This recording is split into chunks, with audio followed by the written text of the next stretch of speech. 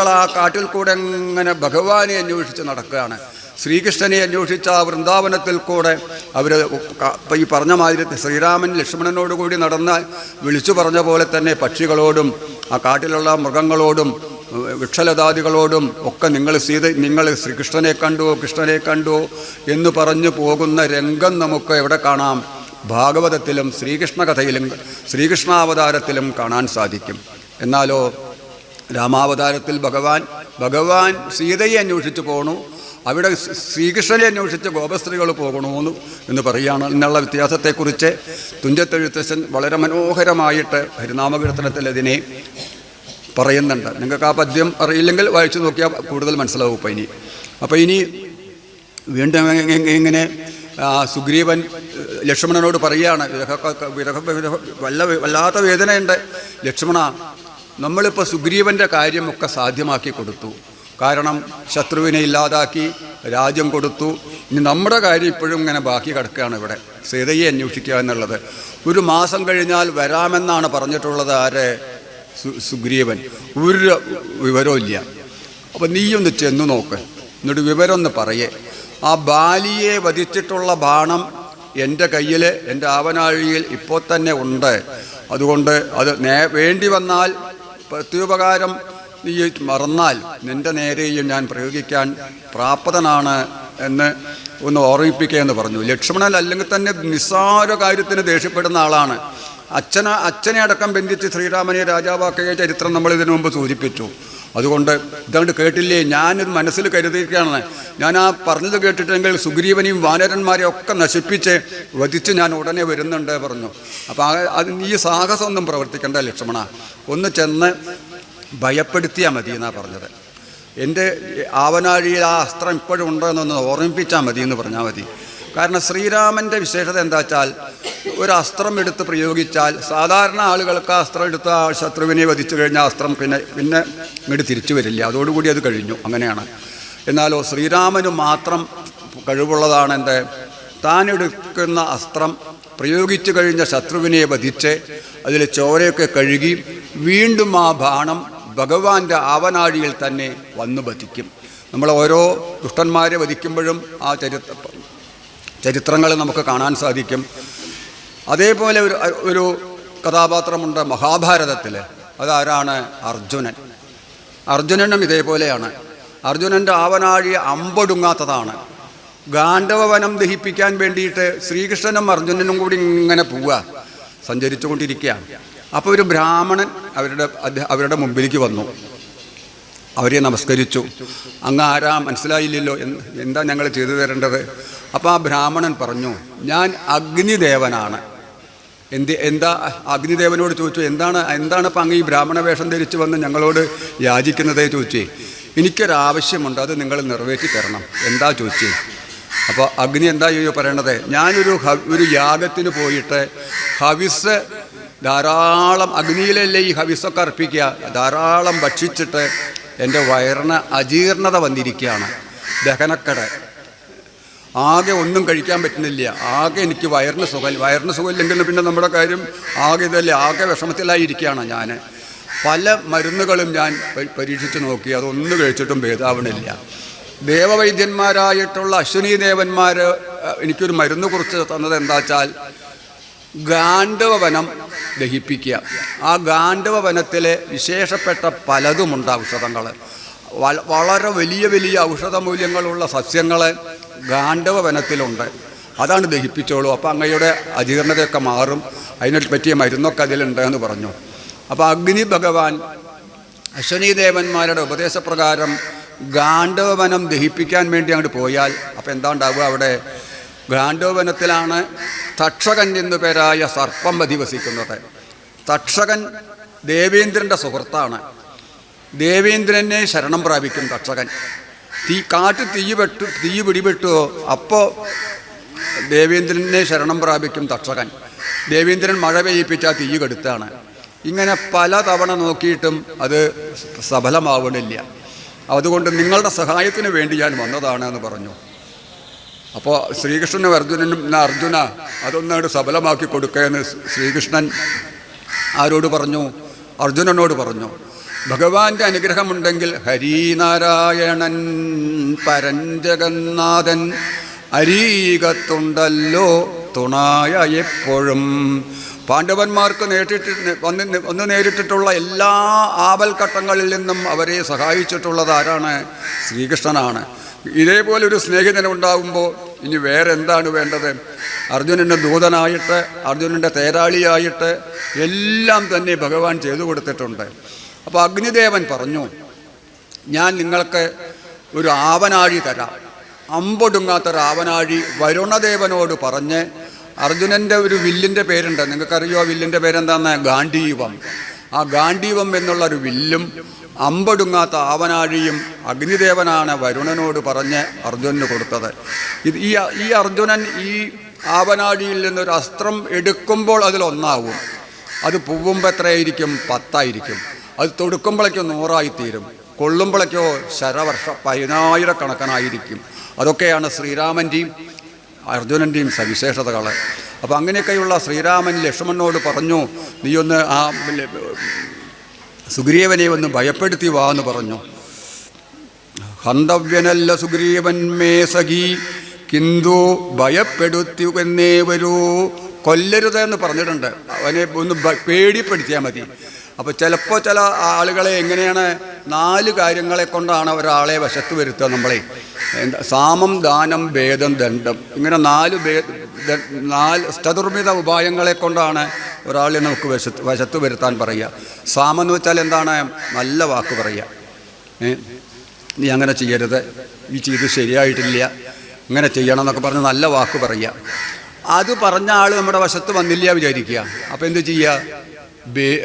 സാമം ദാനം, എന്തെങ്കിലുമൊക്കെ ദാനം, എന്തെങ്കിലുമൊക്കെ നിനക്ക് ഞാൻ അത് വാങ്ങിച്ചു തരാം, ഒരു മസാല ദോശ മേടിച്ചു തരാം, അല്ലെങ്കിൽ വേറെ എന്തെങ്കിലും മേടിച്ചു തരാം, നിനക്ക് ഇഷ്ടമുള്ളത് മേടിച്ചു തരാം, നീ എങ്ങനെ ചെയ്യണത് ശരിയല്ല, ഇങ്ങോട്ട് പോരെന്ന് പറഞ്ഞാൽ എന്നിട്ടും കേൾക്കണില്ല വിചാരിക്കുക.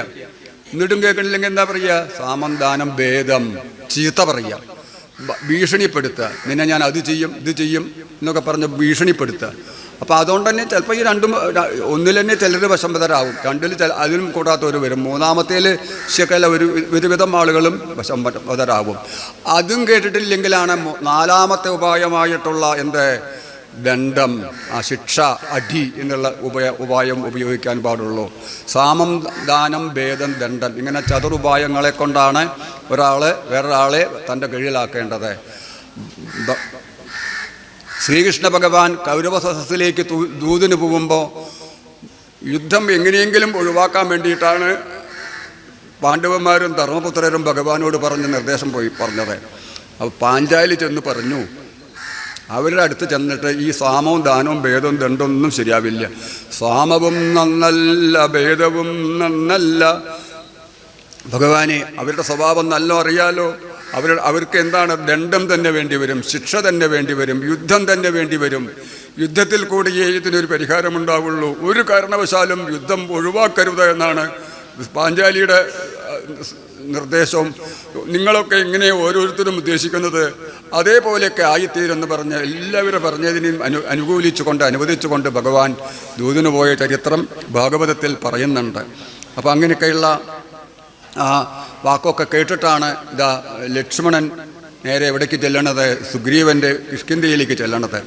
കിഷ്കിന്ധയുടെ ഗോപുരദ്വാരത്തിൽ വന്ന് ലക്ഷ്മണൻ തൻ്റെ വില്ലങ്ങോട്ട് എടുത്തു. അല്ലെങ്കിൽ തന്നെ ലക്ഷ്മണൻ ആരുടെ അവതാരമാണ്? അനന്തൻ്റെ അവതാരമാണ്. വേഗം ദേഷ്യപ്പെടും, നിസ്സാര കാര്യത്തിന് കോപാകുലനായിത്തീരും.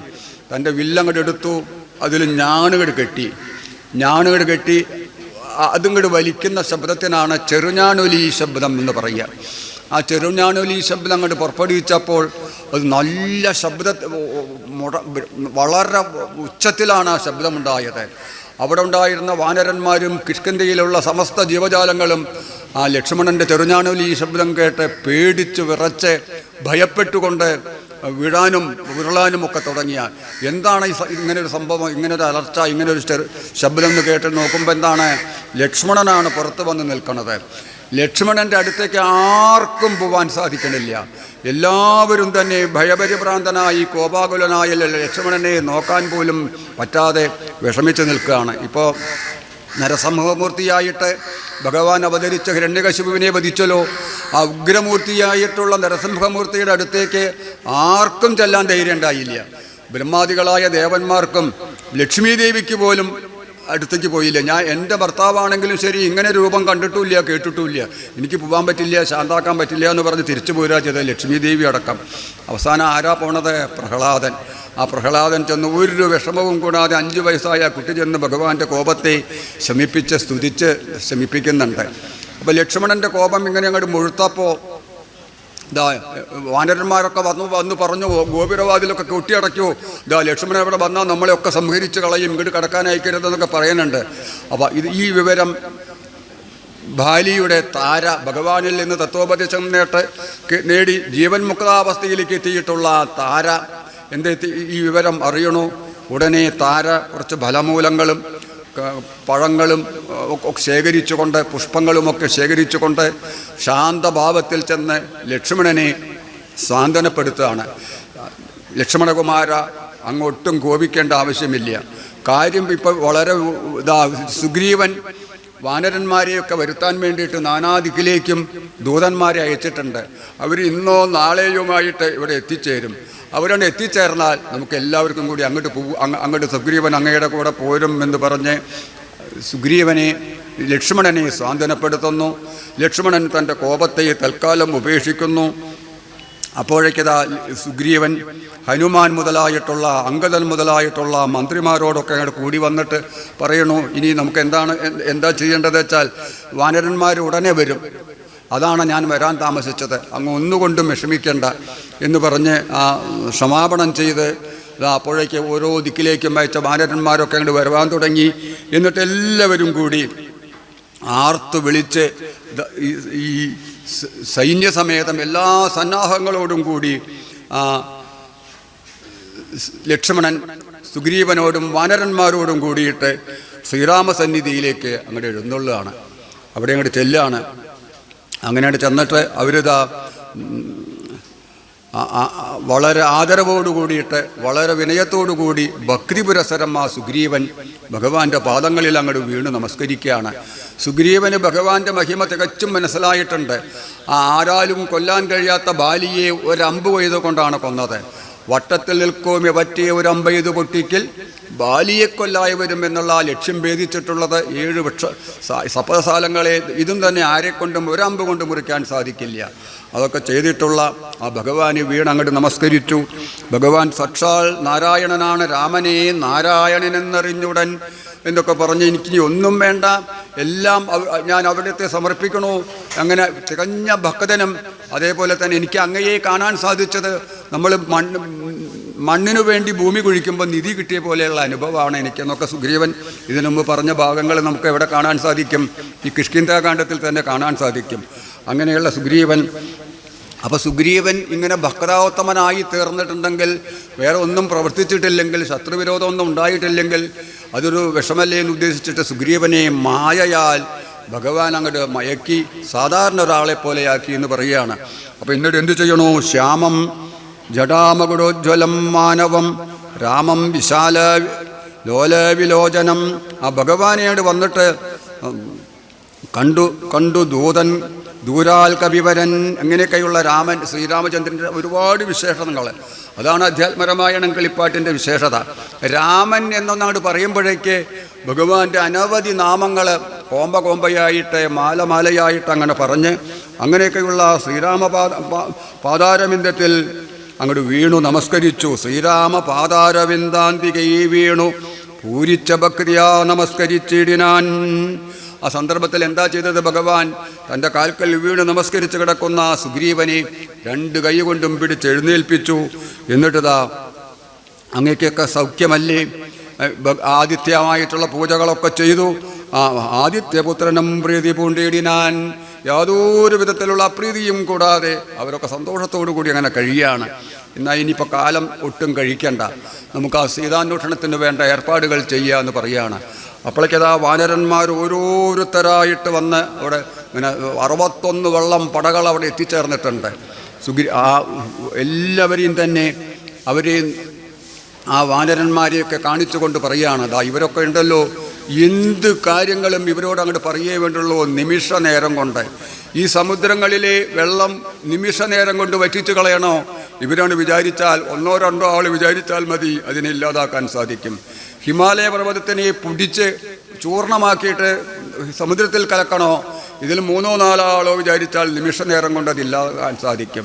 ഇതിൽ 10 ആനയുടെ ശക്തിയുണ്ട്, 100 ആനയുടെ ശക്തിയുള്ളവരുണ്ട്, സിംഹവിക്രമമുള്ളവരുണ്ട്, സിംഹത്തിനേക്കാൾ 10 സിംഹത്തിൻ്റെ ശക്തിയുള്ളവരുണ്ട്. ഓരോരുത്തരും തന്നെ കത്തുന്ന അഗ്നിയിൽ അങ്ങോട്ട് ചാടാൻ പറഞ്ഞാൽ നാളെ ആവാന്നൊന്നും ഇവർ പറയില്ല. ഞാൻ നിങ്ങൾ ഇപ്പം ചാടും, അതിനുവേണ്ടി തയ്യാറായിട്ടുള്ളവരാണ് ഈ വാനര സൈന്യങ്ങൾ ഓരോരുത്തരും തന്നെ. അങ്ങ് ഒന്നുകൊണ്ടും വിഷമിക്കേണ്ട. അങ്ങ് ഇവരോട് അങ്ങോട്ട് ആജ്ഞാപിക്കേ വേണ്ടുള്ളൂ. സീത എവിടെയുണ്ടെങ്കിലും ചെന്ന് കണ്ടുപിടിച്ച് ആ രാവണനെ വധിച്ച് നമുക്ക് സീതയെ കൊണ്ടുപോരാം എന്ന് പറഞ്ഞ് അങ്ങനെ അങ്ങോട്ട് ആശ്വസിപ്പിക്കുകയാണ് ചെയ്യണത്. ദേവാംശ സംഭവന്മാരീവരാകയാൽ ദേവാരികളെയൊക്കെ ഒടുക്കും ഇവരിനീ എന്നാ പറഞ്ഞത്.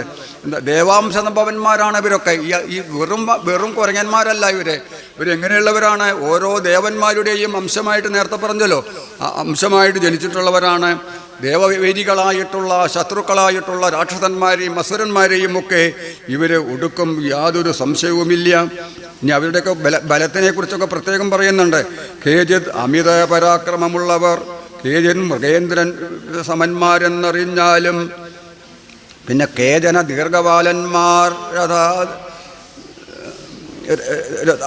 അവരെ ശുദ്ധസ്ഫടിക സംകാശരീരികൾ യുദ്ധവൈദഗ്ധ്യ വിവരോളമില്ലാർക്കുമേ. ചിലരുടെ കണ്ണ് തുടുത്തിട്ടുള്ളവരെ, ചിലർ വാല് മുറിഞ്ഞവരെ, ചിലർക്ക് വളരെയധികം വെളുത്ത ശരീരമുള്ളവരെ, സ്ഫടികം അതേപോലെയുള്ള ശരീരമുള്ളവരെ ഒക്കെയാണ് നിൽക്കുന്നത്. അങ്ങയുടെ തൃക്കാൽക്കൽ സേവ ചെയ്യുവാൻ വേണ്ടിയിട്ടാണ് ഇവരൊക്കെ വന്നു ചേർന്നിട്ടുള്ളത് എന്നൊക്കെ അങ്ങോട്ട് പറഞ്ഞാണ്. ഇവരെ മൂലബലങ്ങളും കായികനികളും ഒക്കെ ഭക്ഷിച്ചുകൊണ്ട് പല ദിക്കിലും താമസിക്കുന്നവരാണ്. ഇപ്പോഴാ പ്രത്യേകം എൻ്റെ ദൂതന്മാർ വന്നിട്ടാണ് അവരൊക്കെ ഇവിടെ കൊണ്ടുവന്നിട്ടുള്ളത്.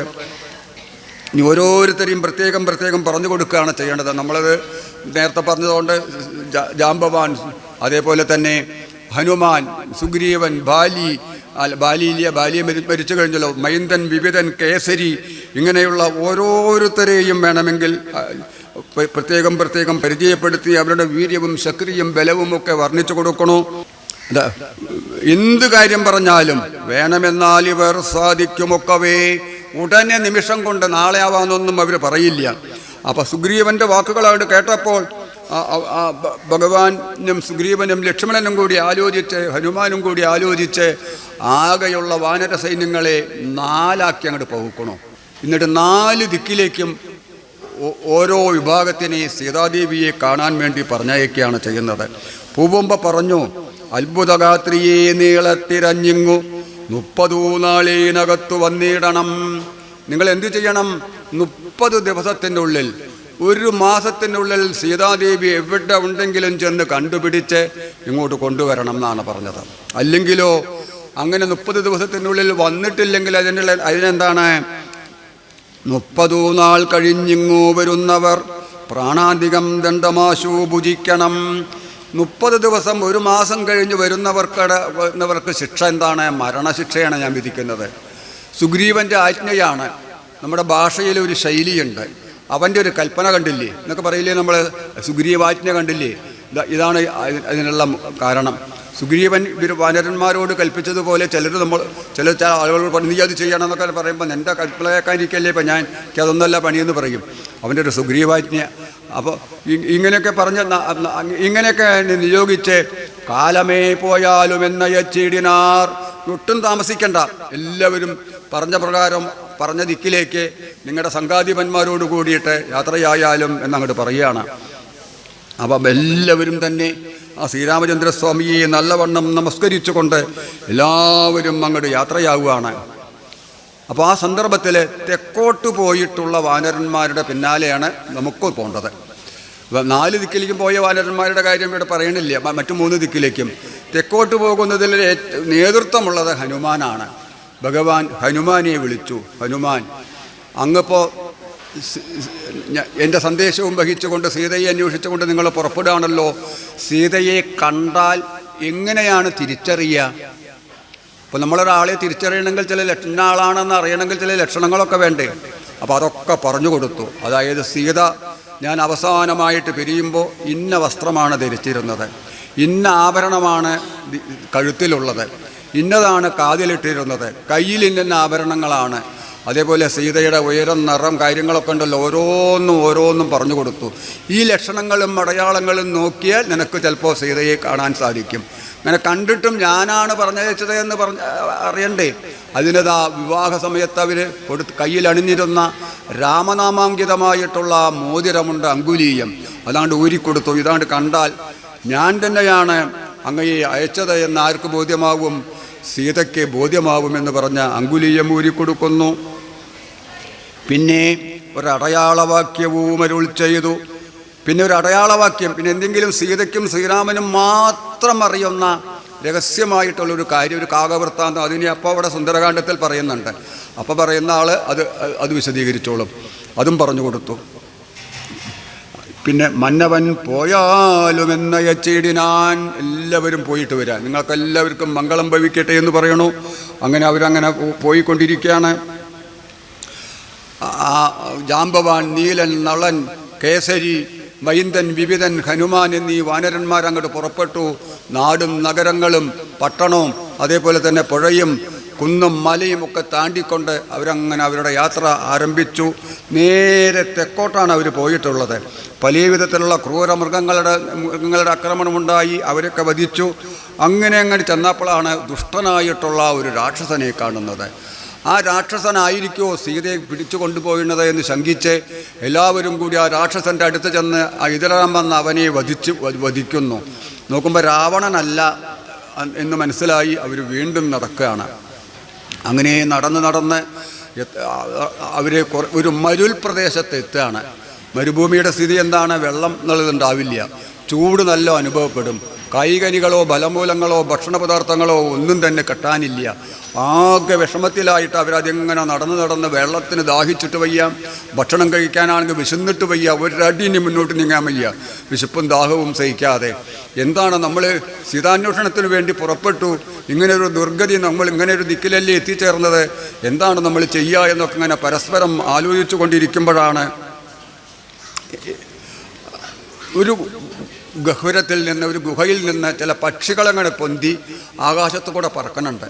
ആ പക്ഷികളുടെ ചിറകടിയാക്കുമ്പോൾ വെള്ളത്തുള്ളികൾ അതിന് താഴുന്നുണ്ട്. അത് ഇവരുടെ ദേഹത്തിലും വീണു. അപ്പോൾ അവർ വിചാരിച്ചു ഈ പക്ഷികൾ വരുന്ന ദിക്കിലെ വെള്ളമുണ്ടാവാൻ സാധ്യതയുണ്ട് എന്ന് മനസ്സിലാക്കിയിട്ട് അവരാ ഗുഹാദ്വാരത്തിൻ്റെ അടുത്ത് ചെന്നു. നോക്കുമ്പോൾ അത് വളരെ ഉള്ളിലേക്കുണ്ട്. മാത്രമല്ല നല്ല ഇരുട്ടുമാണ് അതിൽ.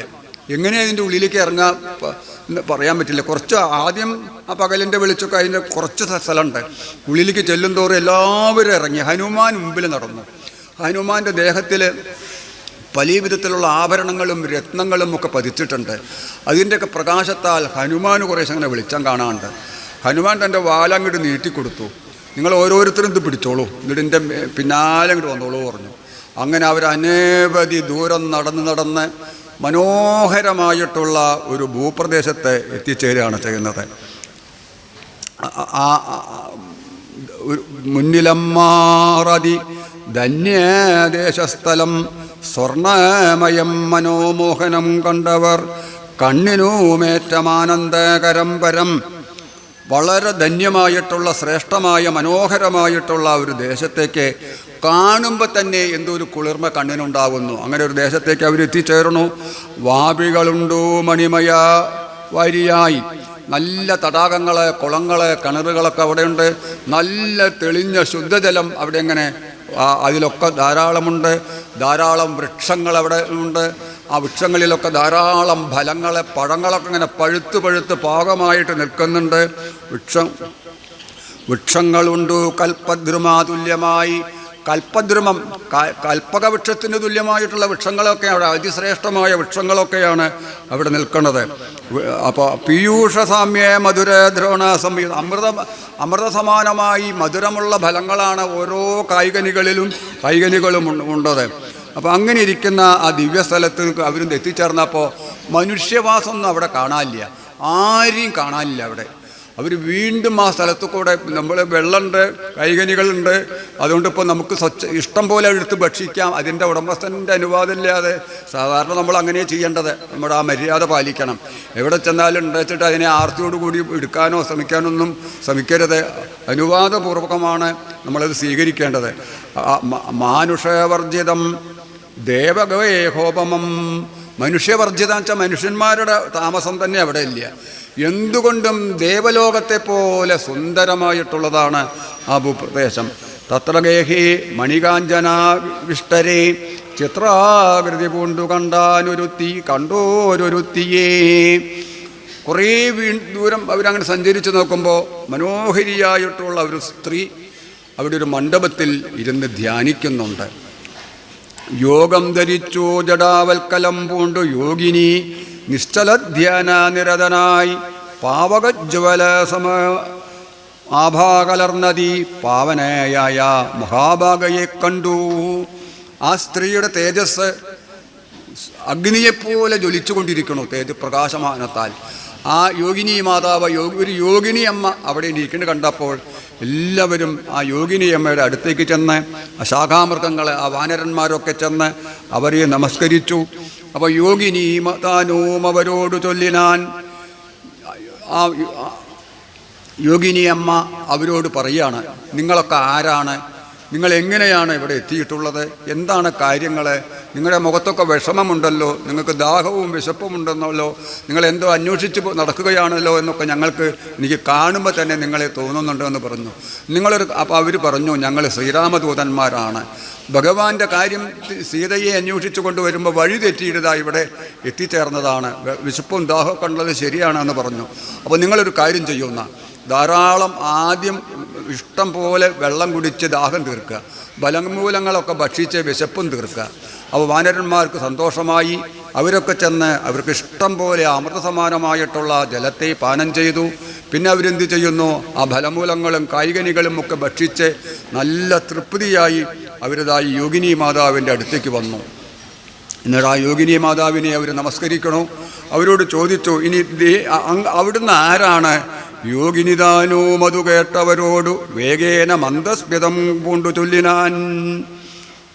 ആ യോഗിനി മാതാവ് മന്ദഹസിച്ചുകൊണ്ട് ഒരു ചെറു പുഞ്ചിരി പൊഴിച്ചുകൊണ്ട് അവരോട് പറയാണ്, ഈ വിശ്വകർമാവിന് ഹേമ എന്നു പേരായിട്ട് ഒരു പുത്രിയുണ്ട്.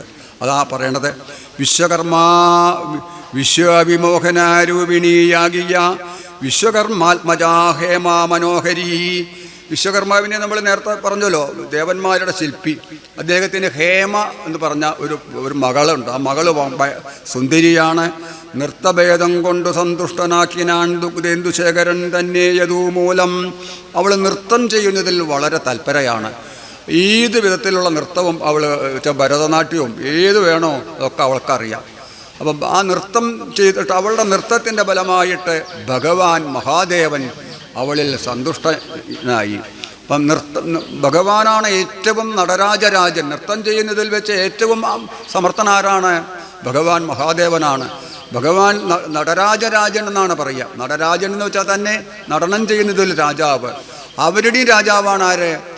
മഹാദേവൻ.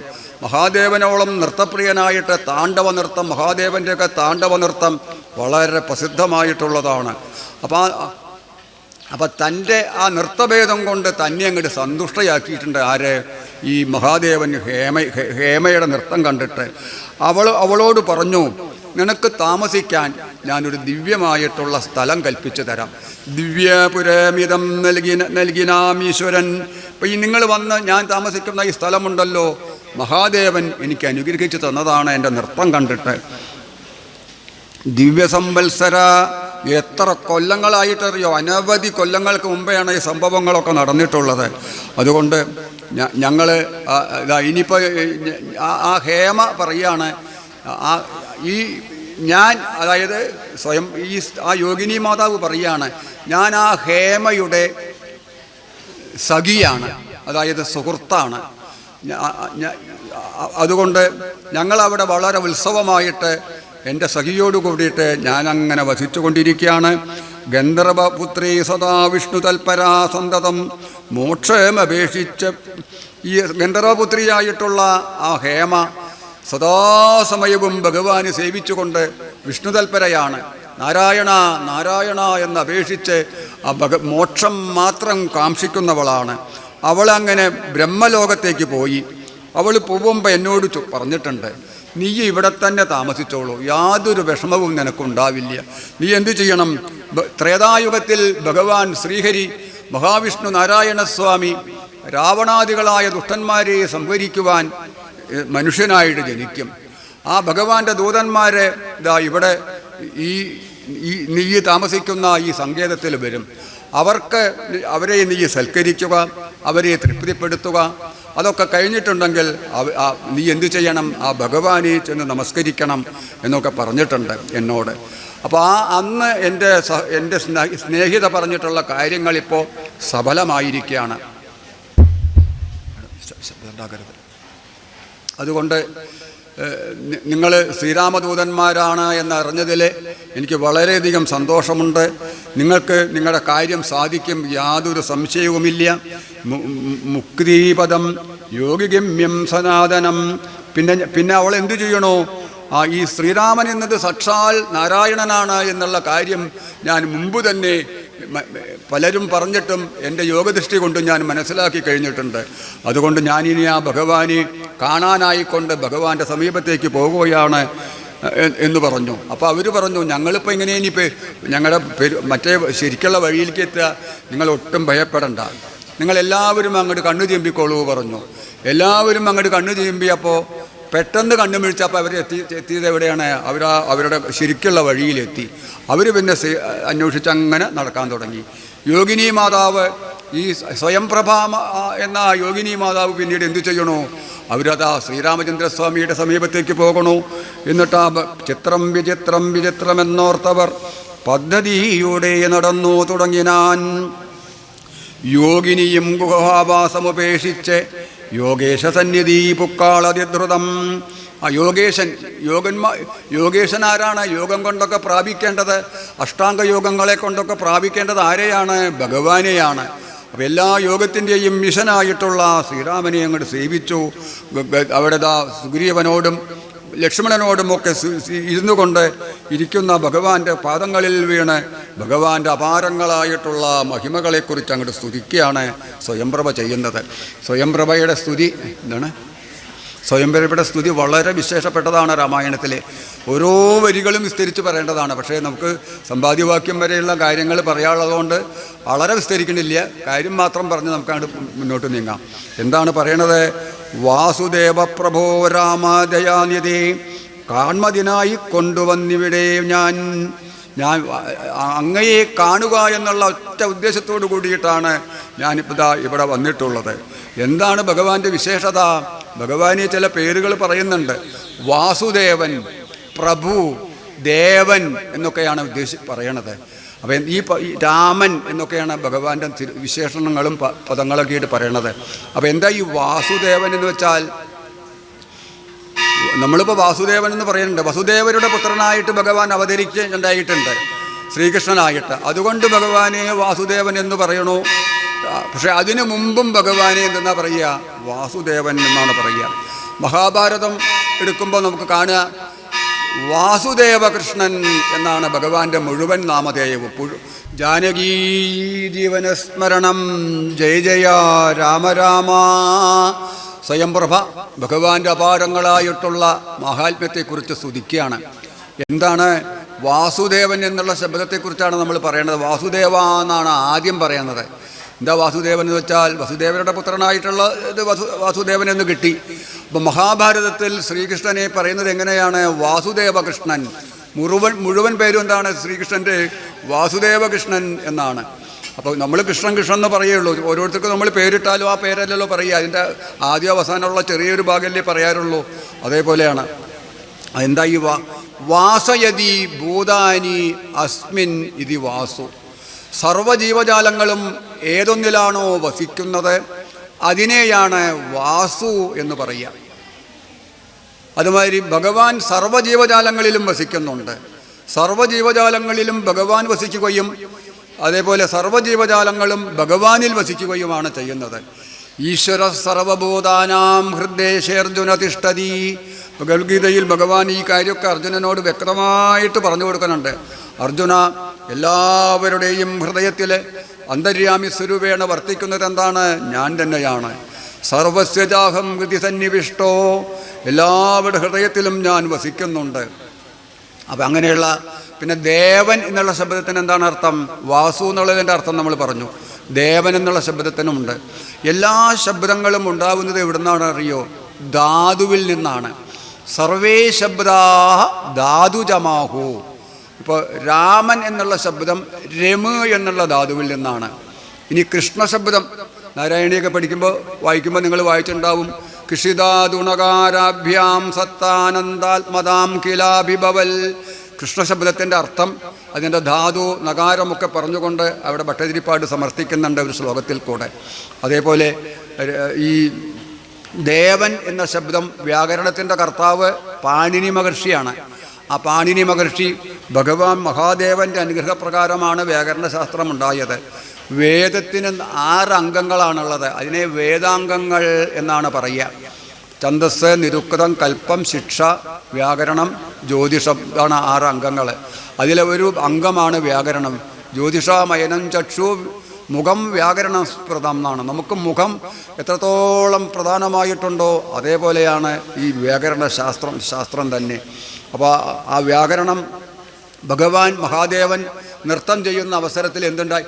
ഈ നൃത്താവസാനേ നടരാജരാജോ നനാദടക്കാനവപഞ്ചവാരം ഉദ്ധർത്തുകാമസനകാതി സിദ്ധാൻ ഏതൽ വിമർശേ ശിവസൂത്രജാലം. ഭഗവാൻ മനോഹരമായിട്ട് തൻ്റെ താണ്ഡവ നൃത്തം അങ്ങനെ ആടുകയാണ്. ഭഗവാന്റെ കയ്യിൽ ആ ത്രിശൂലമുണ്ട്. ആ ത്രിശൂലത്തിൻ്റെ മുകളിൽ ഒരു ഉടുക്കുണ്ട്, കണ്ടിട്ടുണ്ടാവും ഇല്ലേ? ആ ഉടുക്കിൽ ഭഗവാൻ നവപഞ്ചവാരം, നവപഞ്ച 9, 5 വെച്ചാൽ 5, 9, 5 14 തവണയോട് കൊട്ടി ആ ഉടുക്കിൽ. ആ 14ന് ഇത് മാഹേശ്വരാണി സൂത്രാണി, അതാണ് 14 സൂത്രങ്ങളായി തീർന്നത്. ഹയവരുടെ ലെണ്ണ മുതലായിട്ടുള്ള 14 അങ്ങനെയാണ് ആ വ്യാകരണ ശാസ്ത്രം ഉണ്ടാകുന്നത്.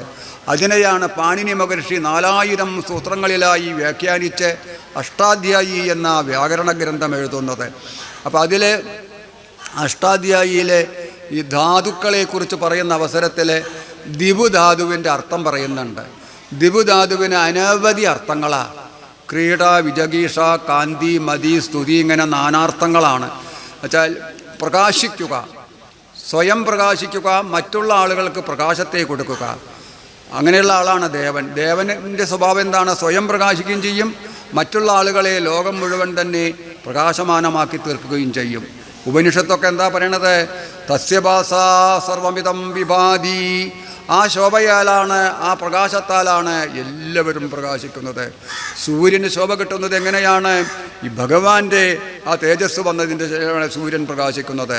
അഗ്നി ജ്വലിക്കുന്നത്, വായു എല്ലാം തന്നെ ഭഗവാന്റെ പ്രകാശം കൊണ്ടാണ്. തസ്യഭാസാ സർവമിതം വിഭാതി എന്ന് ഉപനിഷത്ത് ശ്രുതിയൊക്കെ പറയണേണ്ടത്.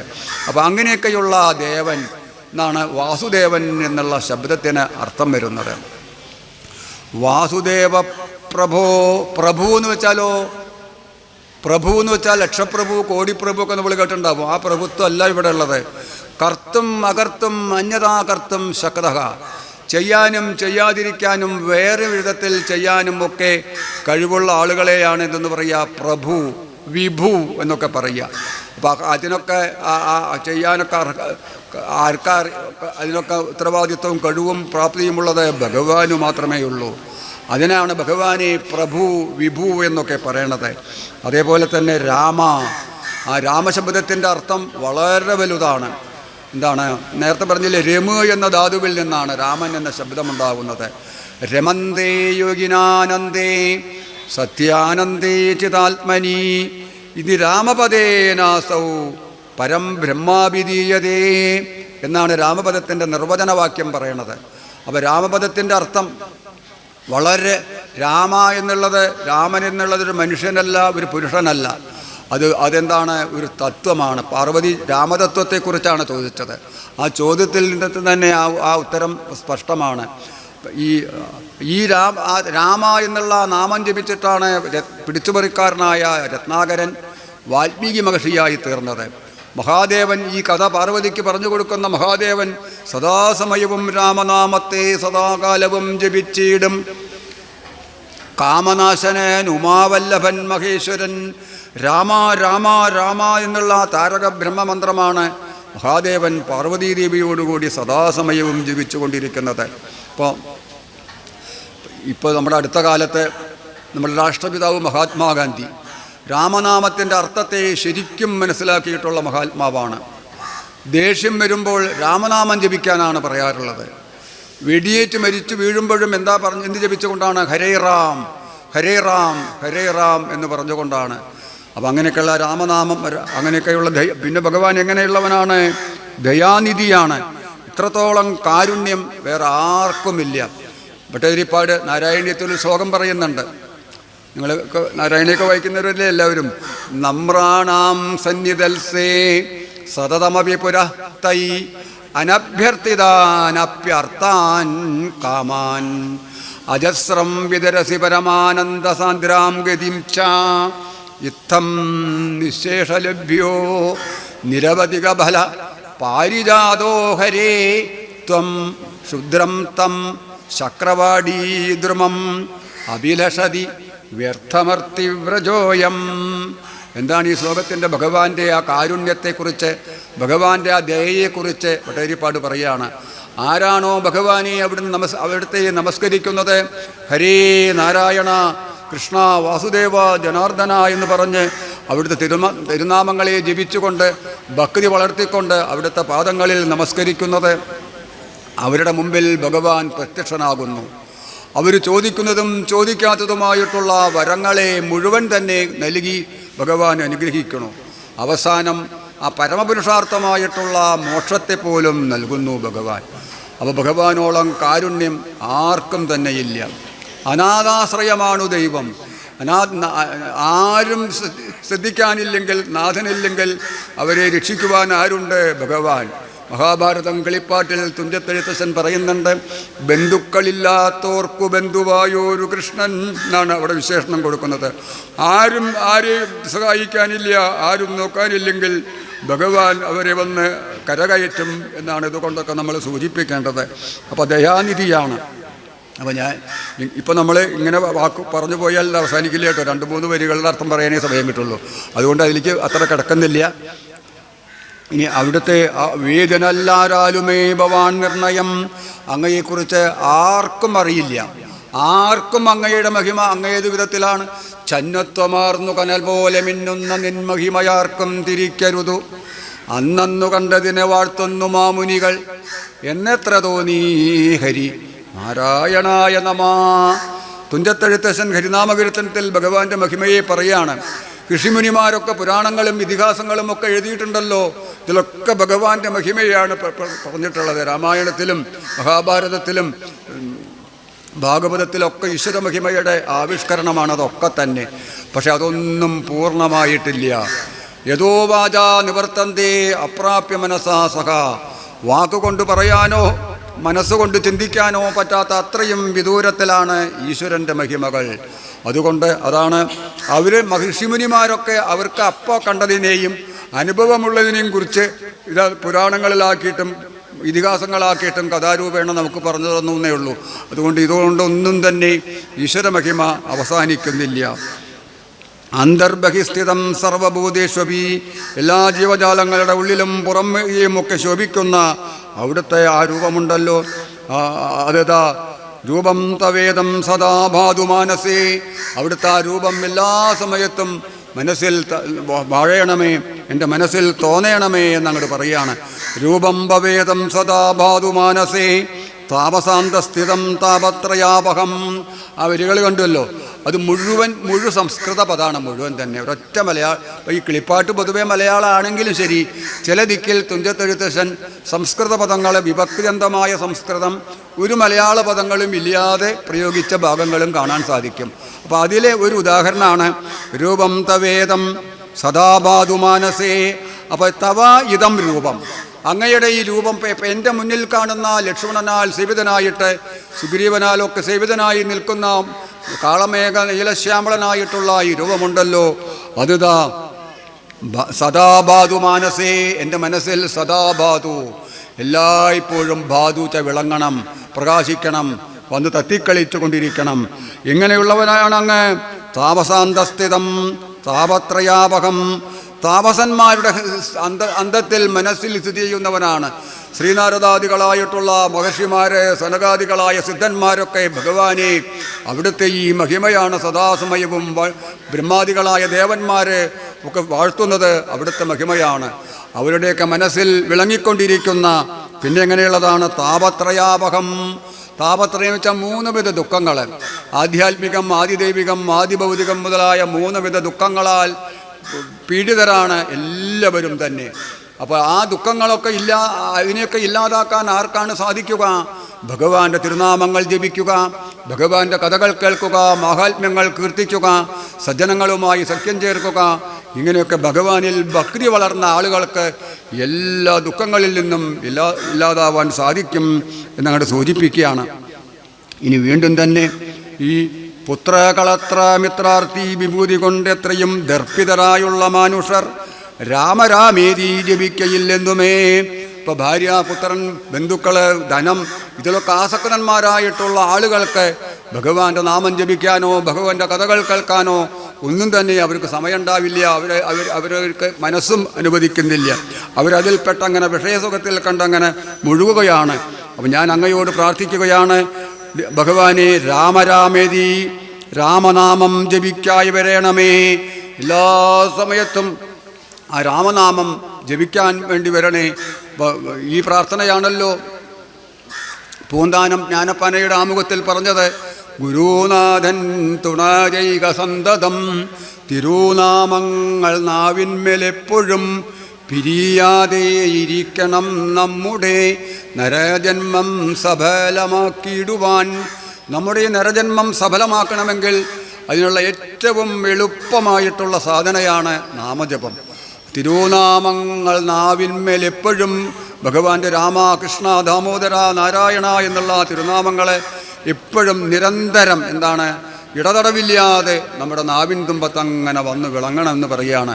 അതിനാണ് നമ്മുടെ ഗുരുപരമ്പരകളുടെയും പൂർവികന്മാരായിട്ടുള്ള ആചാര്യന്മാരുടെയും ഒക്കെ അനുഗ്രഹം നമ്മൾ പ്രാർത്ഥിക്കേണ്ടത്, വാങ്ങേണ്ടത്. അതാണ് ഗുരുനാഥൻ തുണാചൈക സന്തതം എന്ന് പറഞ്ഞത്. എന്നിട്ട് വീണ്ടും പറയാണ്, ഭഗവാനെ നിന്നെ നിനക്കൊഴിഞ്ഞാർക്കറിഞ്ഞിടാവൂ. അങ്ങയെ ഭഗവാനെ അവിടത്തേക്ക് മാത്രമേ അറിയാൻ സാധിക്കുള്ളൂ. വേറെ ആർക്കും അങ്ങയുടെ വാസ്തവ സ്വരൂപത്തെ അറിയാൻ സാധിക്കുകയില്ല. എന്തിനാണ് അവിടുത്തെ അവതാരങ്ങളെക്കുറിച്ച് പറയുകയാണ്. ഭഗവാന്റെ അവതാരങ്ങളെക്കുറിച്ചാണ് പിന്നീട് പറയണത്. ഓരോരുത്തരും അങ്ങ് രാമനായിട്ട് അവതരിച്ചത് രാവണനെ കൊല്ലാനാണെന്ന് ചിലർ പറയണു. കൗസല്യയുടെയും ദശരഥൻ്റെയും സുഹൃതം കൊണ്ടാണെന്ന് പറയണു. ഞാൻ പറയണത് എന്താണ്, എനിക്ക് അവിടുത്തെ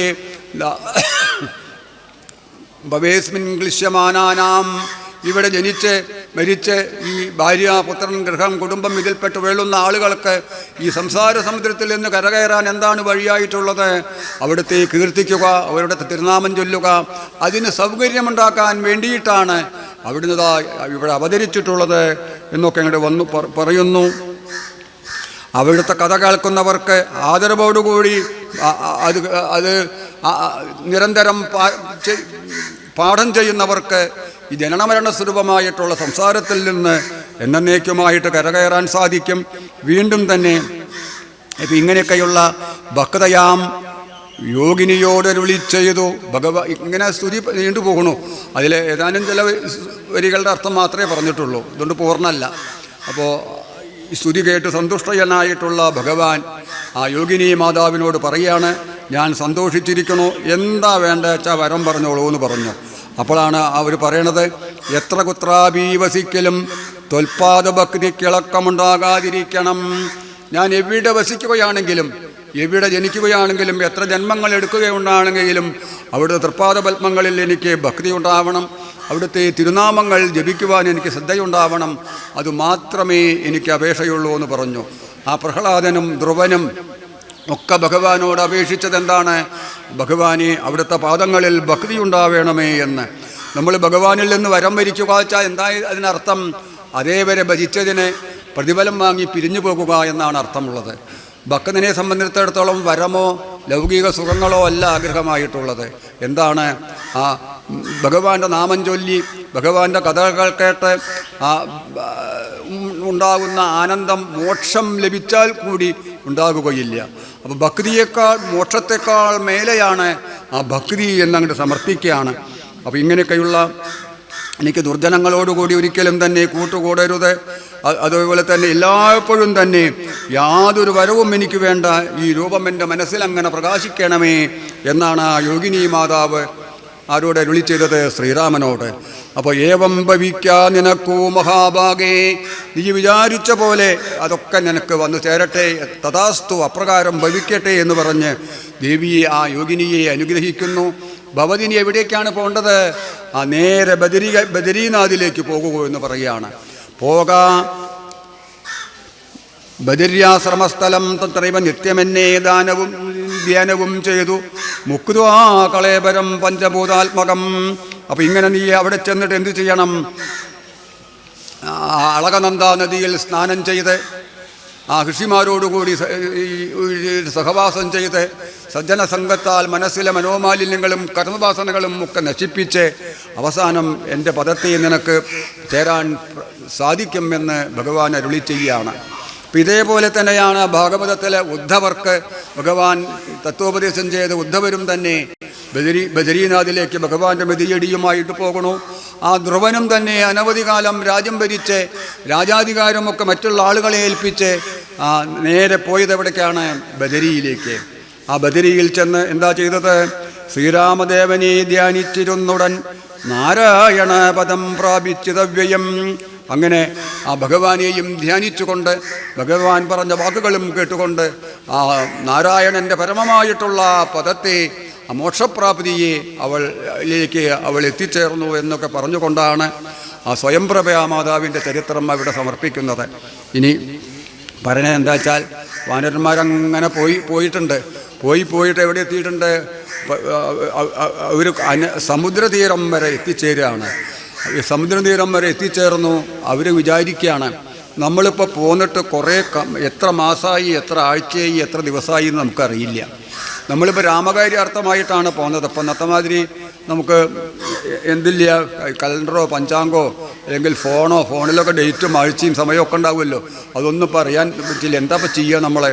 നമ്മളിപ്പോൾ ഏതായാലും തിരിച്ചു ചെന്നാൽ സുഗ്രീവൻ നമ്മളെ വധിക്കും, യാതൊരു സംശയമില്ല എന്ന് പറഞ്ഞു. ഒരു മാസത്തിന് മേലൊക്കെ ആയണമെന്നാണ് അപ്പോൾ നമ്മൾ പോന്നോടം വെച്ച് നോക്കേണ്ടത്. അപ്പോൾ ഓരോരുത്തരും ഓരോന്ന് പറയാം. അപ്പോൾ ഒരാൾ പറഞ്ഞു, നമ്മളൊരു ഗുഹയിൽ പോയിട്ട് ധാരാളം പഴവും വെള്ളമൊക്കെ ഉള്ള സ്ഥലത്ത് താമസിച്ചില്ലേ, നമുക്ക് അവിടെ പോയിട്ട് അങ്ങോട്ട് താമസിച്ചാലോ, എന്നാൽ സുഖമായിട്ട് വേറൊരു വിശപ്പും ദാഹമൊന്നും ഇല്ലാതെ അവിടെ സുഖമായിട്ട് കഴിഞ്ഞാലോ ചോദിച്ചു. അപ്പോൾ ഇതൊക്കെ അവരുടെ അങ്ങനെയുള്ള പല ആലോചനകളും കേട്ട് ആര് പറഞ്ഞു? ഹനുമാൻ പറഞ്ഞു, എന്താണ് നിങ്ങളിങ്ങനെ ഈ അല്പത്തരം പറയുന്നത്, അവിവേകം പറയുന്നത്? ഭഗവാന്റെ ബാണത്തിന് ഭേദിക്കാൻ പറ്റാത്തതായിട്ട് യാതൊന്നുമില്ല. അതുകൊണ്ട് അങ്ങനെയുള്ളതൊന്നും തന്നെ പാടില്ല.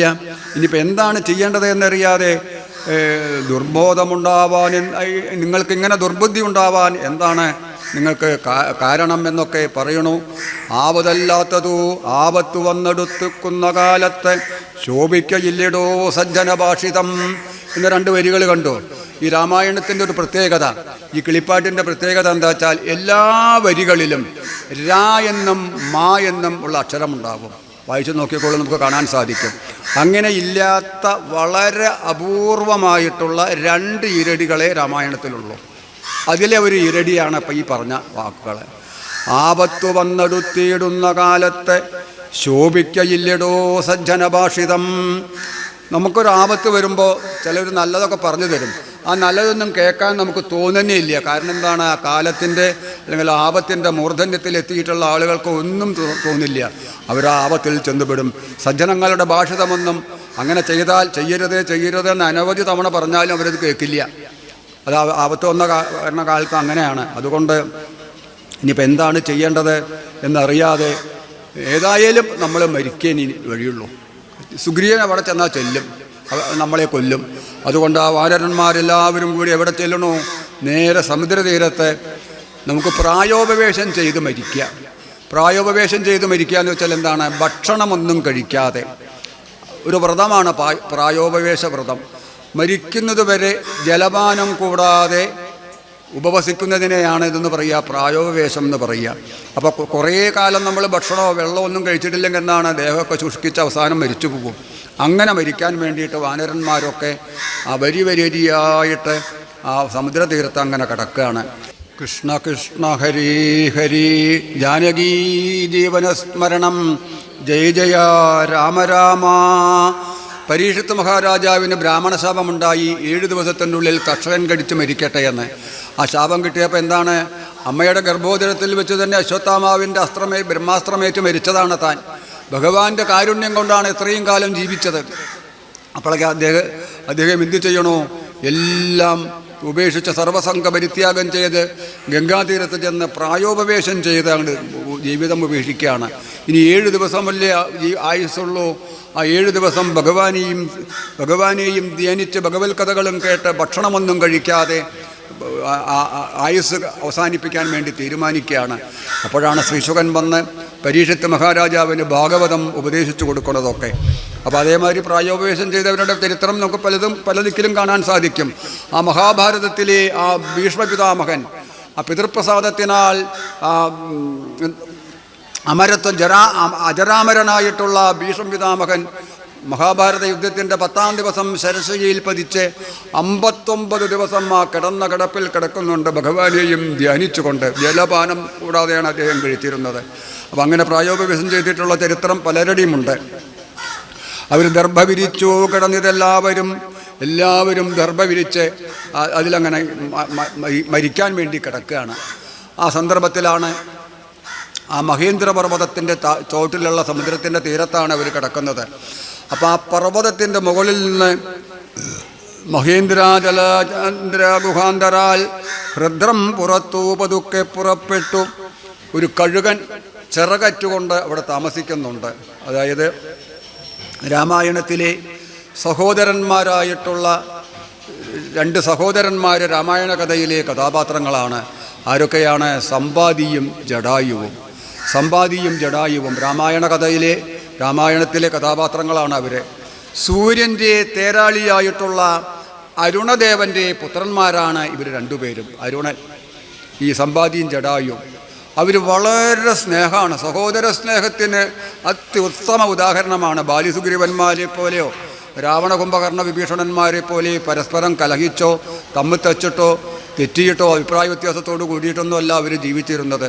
അപ്പോൾ അവർ 2 പേരും ഇങ്ങനെ സ്നേഹത്തോടു കൂടി വസിക്കുമ്പോൾ ഒരു ദിവസം നമുക്ക് ആകാശത്തേക്കായിട്ട് പറന്നാലോ, ആർക്കാണ് കൂടുതൽ ഉയരത്തിൽ പറക്കാൻ സാധിക്കുക എന്ന ഉദ്ദേശത്തോടു കൂടി അങ്ങോട്ട് പറക്കാൻ വേണ്ടിയിട്ട് അവർ പറന്നു. അങ്ങോട്ട് ആകാശത്തേക്ക് അങ്ങോട്ട് പറന്നു നോക്കുമ്പോൾ ആ ഏതാണ്ട് ഉച്ച സമയമായിട്ടുണ്ട്. മധ്യാഹ്ന സമയത്ത് തീക്ഷ്ണങ്ങളായിട്ടുള്ള കിരണങ്ങളേറ്റ് ഈ ജടായുവിന് അനുജന് കുറച്ച് ക്ഷീണം ഇങ്ങനെ പറ്റുകയാണ്. അനുജനിങ്ങനെ ഒരു തലകറക്കോ ക്ഷീണമൊക്കെ പാടിങ്ങനെ അനുഭവപ്പെടും. ഇത് ജ്യേഷ്ഠൻ മനസ്സിലാക്കി. തൻ്റെ അനുജൻ്റെ ക്ഷീണവും വിഷമവും കണ്ട് ഉടനെ ആ ചൂട് സഹിക്കാത്ത അവസ്ഥ കണ്ട് ഒന്നും കൂടി മേലെ പറന്ന് തൻ്റെ അനുജന് തണലേക്കുകയാണ് ചെയ്യുന്നത്, തൻ്റെ ചിറകിൻ്റെ തണലിൽ. അപ്പോഴേക്ക് സമ്പാദി കുറച്ചും കൂടി ഉയരായിട്ടുണ്ട്. ഉയരായപ്പോഴേക്ക് ആ തീക്ഷ്ണകിരണങ്ങളേറ്റ് 2 ചിറകും അങ്ങോട്ട് കരിഞ്ഞ് താഴോട്ടങ്ങോട്ട് വീണു നോക്കുമ്പോൾ എന്താണ്, 2 ചിറകും കരിഞ്ഞിട്ടുണ്ട്. പക്ഷികൾക്ക് ആശ്രയം പക്ഷങ്ങളാണ്. പക്ഷികൾക്ക് ആശ്രയമായ ചിറകില്ലാതെ എന്താണ് അവർക്ക് ആശ്രയമുള്ളത്? ഒന്നിനും സാധിക്കുകയില്ല. 3 ദിവസം ബോധമില്ലാതെയാണ്, ചലനമറ്റിട്ടാണ് കടന്നത്. അങ്ങനെ 3 ദിവസം കഴിഞ്ഞിട്ടാണ് ഉണർന്നപ്പോഴാണ് എവിടെയാണ് വീണിട്ടുള്ളത്? മഹേന്ദ്ര പർവ്വതത്തിലെ ചന്ദ്രമസ് എന്നു പേരായ ഒരു ഋഷി താമസിക്കുന്നുണ്ട്. അദ്ദേഹത്തെ നിശാകരൻ എന്ന പേരിലും ഇവിടെ കാണാം. 2 ഒന്ന് തന്നെ. ചന്ദ്രമസും നിശാകരനും ഒരാൾ തന്നെയാണ്. നിശാകരൻ എന്ന് വെച്ചാൽ ചന്ദ്രനാണ്. ചന്ദ്രൻ്റെ വേറൊരു പേരാണ് നിശാകരൻ എന്നുള്ളത്. അപ്പോൾ ആ ചന്ദ്രമസ് മഹർഷിയുടെ ആശ്രമത്തിലേക്കാണ് അദ്ദേഹം വീണത്. യാദൃശ്ചികമായി അദ്ദേഹം തപസ്വാധ്യായ നിരതനായതിനെ പോകുമ്പോൾ എന്നെ കാണാൻ സാധിച്ചു. ഈ സമ്പാദിയെ കണ്ടു. എന്താ സമ്പാദിയല്ലേ കിടക്കുന്നത്? നിനക്ക് എങ്ങനെയാണ് ഇങ്ങനെ ഒരു ദുർവിധി വന്നു ചേർന്നിട്ടുള്ളത്? ഈ കാര്യങ്ങളൊക്കെ പറയൂ എന്ന് പറയുകയാണ്. അപ്പോൾ സമ്പാദി പറഞ്ഞു, ഞാനും എൻ്റെ അനിയനും കൂടി ആകാശത്തേക്ക് പകർന്നതാണ്, ചിറക് കരിഞ്ഞിട്ടാണ് ഞാൻ വീണത് എന്നൊക്കെ പറഞ്ഞു. പിന്നെ അദ്ദേഹം സമ്പാദിച്ച ഉപദേശങ്ങൾ നൽകുന്നുണ്ട്. അപ്പം അങ്ങനെ ആ പർവ്വതത്തിൻ്റെ മുകളിൽ കഴിയുന്ന സമ്പാദി ഇര തേടാനൊക്കെ വളരെ വിഷമാണ്. ജടായു വട്ടമിട്ട് ഇറങ്ങി ഭൂമിയിലേക്ക് പോരും ചെയ്തു. ആരുടെ? ദശരഥ മഹാരാജാവിൻ്റെ അടുത്ത സുഹൃത്താണ് ജടായു. ശ്രീരാമൻ്റെ ആശ്രമത്തിന് സമീപത്താണ് താമസിച്ചിരുന്നത്. ആ ജടായു അങ്ങനെ ഇരിക്കുമ്പോഴാണ് ഈ സമ്പാദി ഭക്ഷണം ഇര തേടാൻ വേണ്ടി വന്നതാണ്. ഇര തേടണമെങ്കിൽ വളരെ വിഷമാണ്. എന്തെങ്കിലും യാദൃശികമായിട്ട് മുമ്പിൽ പോയി പറന്നിട്ടൊന്നും കാണാൻ പറ്റില്ല. പോയി ആകാശത്ത് കൂടെ പറന്ന് ഭൂമിയിലുള്ള പക്ഷിയെ അല്ലെങ്കിൽ മൃഗത്തിനെ ഒന്നും അവർക്ക് തിരിച്ചറിയാൻ സാധിക്കും, പക്ഷെ പറക്കാൻ വയ്യ. അതുകൊണ്ട് വല്ലതും യാദൃശികമായിട്ട് മുമ്പിൽ കിട്ടിയാൽ കുത്തി തിന്നും. അങ്ങനെയാണ് ഉപജീവനം കഴിക്കണത്. അപ്പോൾ പർവ്വതത്തിൻ്റെ മുകളിലും വന്ന് സമുദ്രത്തിൻ്റെ തീരത്തെത്തിയപ്പോൾ കുരങ്ങന്മാരും നീണ്ടു വരിയായിട്ട് കിടക്കുന്നുണ്ട്. സമ്പാദി വളരെയധികം സന്തോഷിച്ചു. ദൈവം തന്നെ എനിക്ക് തന്നതാണ്, എനിക്ക് ഇര തേടാനൊന്നും പറ്റില്ലല്ലോ പറന്നു പോയിട്ട്. എനിക്ക് ഈശ്വരഗത്യ വന്നു തേർന്നിട്ടുള്ള ഓരോന്നും ചാവട്ടെ, ഓരോന്നിനും ഈ കഴുകന്മാർ ഭക്ഷിക്കുക, ശവമാണ് ഭക്ഷിക്കുക. മരിച്ചു കഴിഞ്ഞിട്ടുള്ള അതിനെ കൊന്നു തിന്നൊന്നുമില്ലേ, ശവത്തിനെയാണ് ഭക്ഷിക്കുക. ഓരോരുത്തരും ചാവുമ്പോൾ, ജീവൻ പോകുമ്പോൾ ഓരോന്നിനും കുത്തി എൻ്റെ വിശപ്പടക്കാം, എനിക്ക് അനവധി കാലത്തിനുള്ള ഭക്ഷണമായി എന്നൊക്കെ പറഞ്ഞിങ്ങനെ വരികയാണ്. അപ്പോഴാണ് ഈ വാനരന്മാർ ഈ സമ്പാദിയുടെ വാക്കുകളൊക്കെ കേൾക്കുന്നുണ്ട്. നമ്മളിപ്പോൾ വലിയൊരു അപകടത്തിൽപ്പെടുകയാണല്ലോ ചെയ്തത്.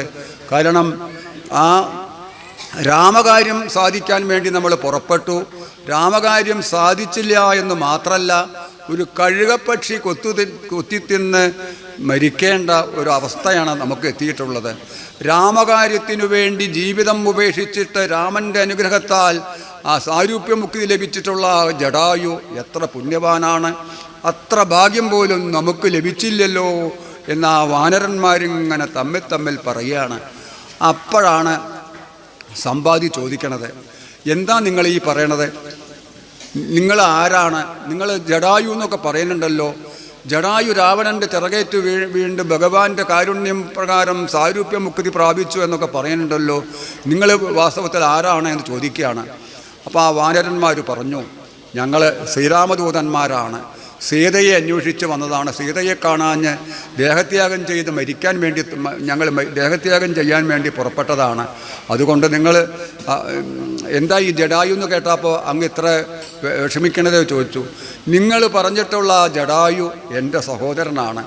ആ ചരിത്രം മുഴുവൻ അങ്ങോട്ട് പറഞ്ഞു കൊടുത്തു അവർക്ക്. ഞങ്ങൾ വട്ടമിട്ട് പിറന്നതും അന്ന് മുതൽ ഞങ്ങൾ ഇന്ന് വരെ ആ ചിറക് കരിഞ്ഞു വീണതിന് ശേഷം എൻ്റെ സഹോദരനെ ഞാൻ കണ്ടിട്ടില്ല. വാനരന്മാരെ, നിങ്ങളൊക്കെ പാടെ എന്തു ചെയ്യണം? എന്നെ എടുത്തു കൊണ്ടുപോയിട്ട് ആ സമുദ്രത്തിൻ്റെ തീരത്തേക്ക് കുറച്ചും കൂടി അടുത്ത് കൊണ്ടുപോയി വെക്കൂ എന്ന് പറഞ്ഞു. അങ്ങനെ സമുദ്രത്തിൻ്റെ അടുത്തേക്ക് കൊണ്ടുപോയി വെക്കണു. അങ്ങനെ കൊണ്ടുവച്ചപ്പോഴാണ് ആ മരിച്ചു പോയിട്ടുള്ള ജടായുവിന് വേണ്ടിയിട്ട് ഉദകക്രിയ ചെയ്യണു, പിതൃകർമ്മങ്ങൾ അനുഷ്ഠിക്കുന്നു. എന്നിട്ട് വീണ്ടും തിരിച്ചു വന്നതിന് ശേഷം പറയുകയാണ്, നിങ്ങൾ ആരും വിഷമിക്കണ്ട, നിങ്ങൾക്ക് ഞാൻ വാക്സഹായം ചെയ്യുവാനാശു ഞാൻ, നിങ്ങൾക്ക് വാത്സഹായം ചെയ്യുവാനാശു ഞാൻ. എനിക്ക് ശരീരം കൊണ്ട് ഒന്നും ചെയ്യാൻ സാധിക്കില്ല, വാക്കുകൊണ്ട് ഞാൻ നിങ്ങളെ സഹായിക്കാം. ചിലപ്പോൾ ചിലരുടെ വാക്കുമതി ഒരു കാര്യം, എത്ര വലിയ കാര്യവും സാധിക്കാൻ പ്രാപ്തമാക്കാൻ നമുക്ക് സാധിക്കും. സീതയെ കാണാഞ്ഞിട്ടാണല്ലോ നിങ്ങൾ ഓരോരുത്തരും വിഷമിക്കണത്. ഒരു കാരണവശാലും നിങ്ങളിനി വിഷമിക്കേണ്ട ആവശ്യമില്ല. സീതയെ നിങ്ങൾക്ക് കണ്ടുകിട്ടാൻ സാധിക്കും.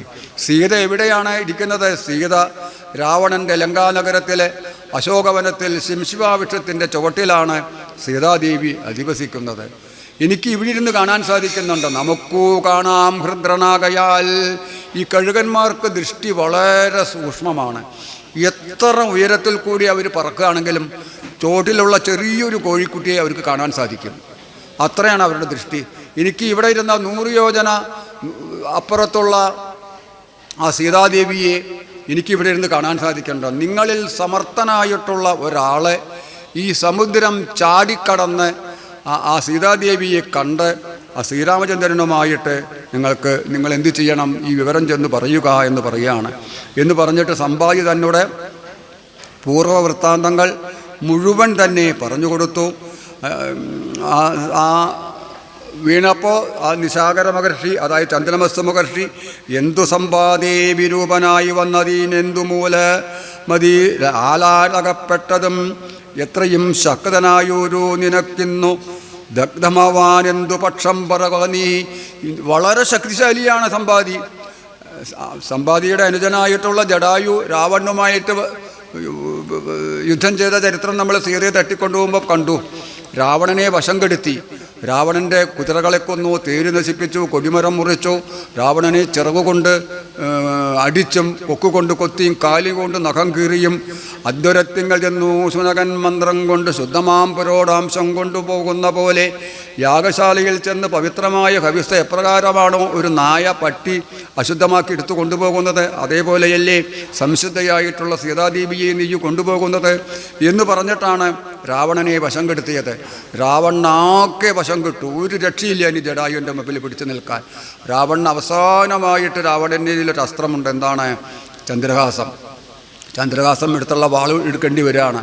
അതായത് ആ വാൾ എങ്ങനെ രാവണന് കിട്ടിയത് എന്ന് വെച്ചാൽ, ഈ മഹാദേവൻ കൈലാസത്തിലെ മഹാദേവനും പാർവതീദേവിയും തമ്മിൽ ചെറിയൊരു സൗന്ദര്യപ്പിണക്കം. ഇങ്ങനെ സംസാരിച്ച് എന്തോ അഭിപ്രായ വ്യത്യാസം ഉണ്ടായിട്ട് എനിക്കിനി നിങ്ങളുടെ കൂടെ കഴിയാൻ പറ്റില്ല, ഞാൻ എൻ്റെ അച്ഛൻ്റെ വീട്ടിലേക്ക് പോവുകയാണ്, ഹിമവാൻ്റെ അടുത്തേക്ക് പോവുകയാണെന്ന് പറഞ്ഞ് പാർവതി പോകാൻ വേണ്ടി പുറപ്പെടുകയാണ്. പുറപ്പെട്ട് ഗോപുരത്തിലെത്തിയപ്പോൾ കണ്ട കാഴ്ച എന്താ അത്രേ, അവിടെ രാവണൻ 10 തലയായി 20 കൈയൊക്കെ ആയി വന്ന് ഈ കൈലാസപർവ്വതം എടുത്ത് അങ്ങോട്ട് അമ്മാനമാടി ആകെ ഭയപ്പെടുത്തുന്ന ഭീഷണ രൂപത്തോടു കൂടിയിട്ടാണ് ആര് വരുന്നത്? രാവണൻ. രാവണനെ കണ്ടപ്പോൾ പെട്ടെന്നൊന്ന് പാർവതിക്ക് പോലും ഒരു അന്താളിപ്പുണ്ടായി. ഉടനെ യാത്രയെ ഉപേക്ഷിച്ച് വീണ്ടും ഇങ്ങോട്ട് തിരിച്ചു വരും ചെയ്തു. അപ്പോൾ അതിൽ മഹാദേവന് വളരെ സന്തോഷമായി. രാവണനെ വിളിച്ച്, രാവണ, നിന്നിൽ ഞാൻ സന്തോഷിച്ചിരിക്കണം. എൻ്റെ ബക്രി കണ്ടിട്ടൊന്നുമല്ല, പാർവതിയുടെ ആ പിണക്കപ്പം തീർക്കപ്പം നീയല്ലേ ഒരു കാരണമായത്. അതുകൊണ്ട് ഞാൻ അത് മനസ്സിൽ വിചാരിച്ചുള്ളൂ. അത് പറഞ്ഞു, നിനക്ക് ഞാൻ ദിവ്യമായിട്ടുള്ള ഒരായുധം തരാം. ചന്ദ്രഹാസം എന്നാണ് അതിൻ്റെ പേര്. ആരെ ഈ ചന്ദ്രഹാസം കൊണ്ട് നീ വെട്ടുന്നുവോ ആൾ തൽക്ഷണം മൃതിയടയും. അതാണ് അതിൻ്റെ അതിന് ഒരു വ്യത്യാസം ഉണ്ടാവില്ല. രാവണൻ ആ ചന്ദ്രഹാസത്തെ അവിടെ എടുത്തു, 2 ചിറകുകളും വെട്ടിമുറിച്ചു ജടായുവിൻ്റെ. അപ്പം അത്രയും ശക്തിശാലിയാണ് ജടായു. അതിലും ശക്തി ഉണ്ടാവുമല്ലോ സമ്പാദിക്കെ.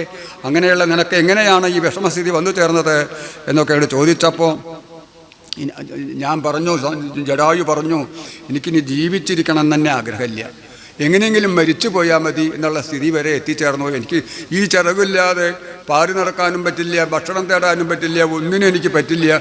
ഈ ദേഹം കൊണ്ട് ഞാൻ എന്താണ് ചെയ്യേണ്ടത് എന്നൊക്കെയാണ് പറഞ്ഞു കേട്ടപ്പോൾ ആ മഹർഷി സമ്പാദിയോട് ചില വാക്കുകൾ പറഞ്ഞു കൊടുത്തു. എന്താ പറഞ്ഞു കൊടുത്തത്? കൃത്യം നിനക്കൊത്തവണ്ണം സത്യമായുള്ളതോ ചൊല്ലുന്നതുണ്ടു ഞാൻ, കൃത്യം നിനക്കൊത്തവണ്ണം കുരുഷ്വാനീ ദേഹം നിമിത്തം ദുഃഖമറിക നീ. അപ്പം ഞാൻ ചില കാര്യങ്ങൾ നിന്നോട് പറഞ്ഞു തരാം, നീ അത് ശ്രദ്ധാപൂർവം കേൾക്ക, എന്നിട്ട് നീ വേണ്ടത് ചെയ്തോ. ഇത് പറ്റുമെങ്കിൽ അത് സ്വീകരിച്ചോ, അല്ലെങ്കിൽ തള്ളിക്കളഞ്ഞോ എന്നാണ് പറഞ്ഞത്. കാരണം ഭഗവത്ഗീത 700 ശ്ലോകങ്ങൾ 18 അധ്യായങ്ങളും ഭഗവാൻ അർജുനന് ഉപദേശിച്ചു കൊടുത്തു. അർജുനനോട് എന്താ പറഞ്ഞതറിയോ? ഞാനിത് പറഞ്ഞത് കൊണ്ട് നീ ഇത് വിശ്വസിക്കണമെന്നോ ഇതുമാതിരി ചെയ്യണമെന്നോ ഞാൻ പറയണില്ല. നീ യുക്തിപൂർവം ഇതിനെ വിചിന്തനം ചെയ്ത് യഥാമതി ഇതിനെ സ്വീകരിക്കുകയോ അല്ലെങ്കിൽ തള്ളിക്കളയുകയോ നിനക്ക് ചെയ്യാമെന്നാണ് പറഞ്ഞത്. എന്ത് വേണമെങ്കിൽ നീ ഇഷ്ടം പോലെ ചെയ്തോളൂ. അപ്പോൾ എന്താ അർജുനൻ പറഞ്ഞത്? കരിഷ്യേ വചനം തവ, അങ്ങയുടെ വചനത്തെ ഞാൻ പൂർണ്ണമായിട്ടും അനുസരിക്കാം എന്ന് പറഞ്ഞില്ലേ അർജുനൻ? അതേപോലെ പറയാണ്, കൃത്യം നിനക്കൊത്തവണ്ണം കുരുഷ്വ നീ മോഹം നിമിത്തമീ ദുഃഖമറിക നീ. ഈ നമ്മുടെ എല്ലാ ദുഃഖങ്ങൾക്കും കാരണമായിട്ടുള്ളത് ഈ ശരീരമാണ്. ഞാൻ ശരീരമാണ് എന്നുള്ള ചിന്ത നമ്മളിൽ ഉണ്ടാവുക.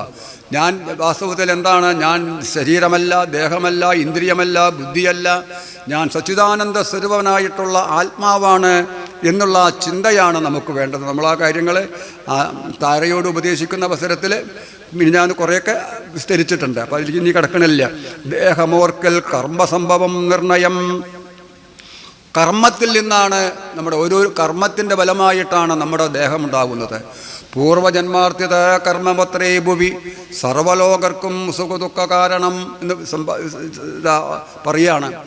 ശരീരം ഓർത്താലിതു കർമ്മസംഭവം, ശരീരം ആഹാരരസേന പാലിതം, ശരീരകർമ്മങ്ങൾ സമീരകാരണം സമീരനാശീ ഖലു ദേഹനാശം. അപ്പോൾ ഈ ശരീരകർമ്മങ്ങൾ നിമിത്തമായിട്ടാണ് നമുക്ക് ഈ എല്ലാ അഭിമാനം നിമിത്തമാണ് എല്ലാ ദുഃഖങ്ങളും ഉണ്ടാകുന്നത്. അത് കർമ്മത്തിൻ്റെ ബലമായിട്ടാണ് അത് ഉണ്ടാകുന്നത്. അപ്പോൾ ആത്മസ്വരൂപത്തെ മറന്ന ജീവൻ ശരീരമാണെന്നുള്ള ജീവന് ഞാൻ ശരീരമാണ് എന്നുള്ള ബോധമുണ്ടാകുന്നു. അപ്പോഴാണ് നമുക്ക് ദുഃഖമുണ്ടാകുന്നത്. ആ ശരീരത്തിൽ കർമ്മങ്ങൾ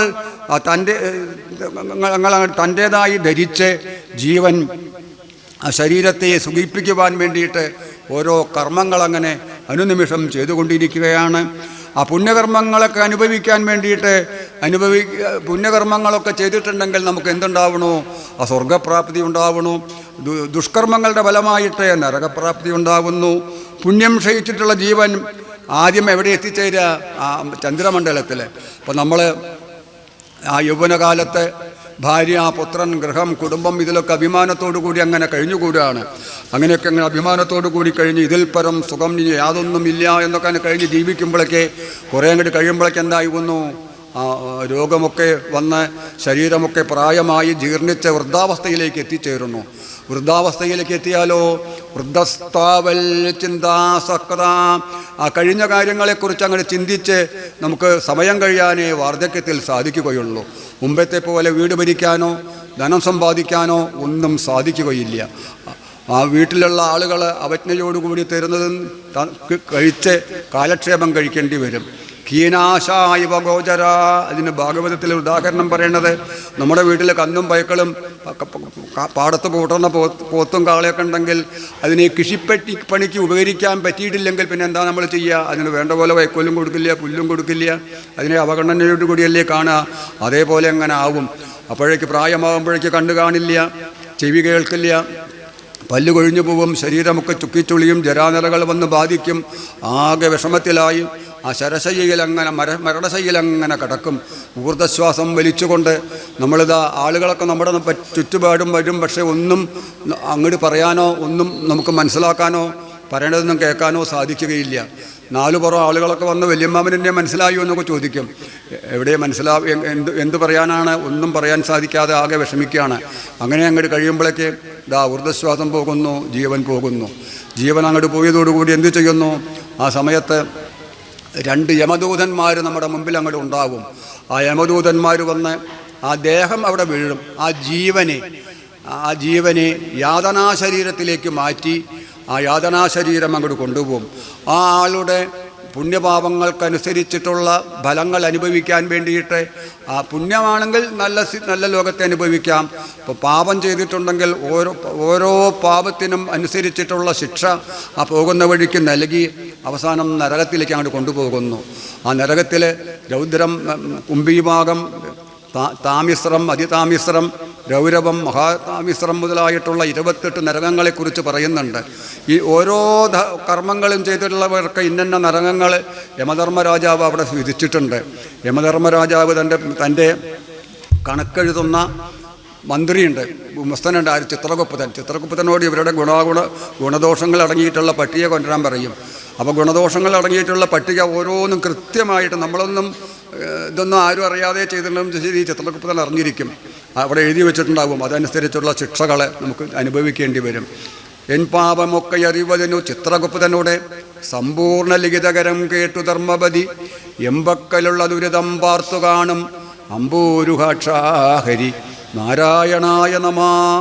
ആ തുഞ്ചത്തെഴുത്തച്ഛൻ ഹരിനാമകീർത്തനത്തിൽ അതിനെക്കുറിച്ച് പ്രത്യേകം പരാമർശിക്കുന്നുണ്ട്. അപ്പോൾ അങ്ങനെ ആ നരകശിക്ഷ അനവധി കൊടും നരകങ്ങളിൽ കൊടും യാതനകൾ അനുഭവിച്ചുകൊണ്ട് വീണ്ടും തന്നെ എന്ത് ചെയ്യണോ? ആ ശിക്ഷയൊക്കെ അങ്ങനെ ആയി കഴിയുമ്പോൾ പിന്നെ വീണ്ടും ആ പുണ്യത്തിൻ്റെയും പാപത്തിൻ്റെയും അനുസരിച്ച് ഓരോ യോനിയിലായിട്ട് ജനനമരണങ്ങളാണ് ലഭിക്കുക. കൃമികീടങ്ങളായും പശുപക്ഷി മൃഗങ്ങളായിട്ടും അനവധി യോനികളിൽ ജനിച്ച് അവസാനം എന്തു വരുന്നു? ആ ജീവന് സുഹൃതമുണ്ടെങ്കിൽ ആ സുഹൃതവും പുണ്യവും പാപവും ഏതാണ്ട് ഒരേ വിധത്തിലാവുമ്പോൾ വീണ്ടും ഒരു മനുഷ്യ ശരീരം നമുക്ക് കിട്ടി എന്ന് വരാം. അപ്പോൾ അതിൻ്റെ മുമ്പ് നമ്മളെ ആദ്യം ചന്ദ്രമണ്ഡലത്തിലൊക്കെ കഴിഞ്ഞു പോകുന്നു. ഇങ്ങനെ ഓരോന്നും കഴിഞ്ഞിട്ടാണ് അവസാനം എന്ത് ചെയ്യുന്നത്? ആ ജീവൻ പിന്നീട് എന്ത് ചെയ്യും? വീണ്ടും ഭൂമിയിലേക്ക് ജനിക്കുകയാണ്. അത് ചെന്നിട്ട് ധാന്യങ്ങളിൽ കൂടെയാണ് എത്തണത് ആ ജീവൻ പിന്നീട് വരുന്നത്. ആ ധാന്യങ്ങളെ ആ ജീവൻ്റെ അച്ഛനാകാൻ അർഹതയുള്ള ആൾ കഴിക്കണു. ആ ആളിൽ കൂടെ എന്ത് ചെയ്യണു?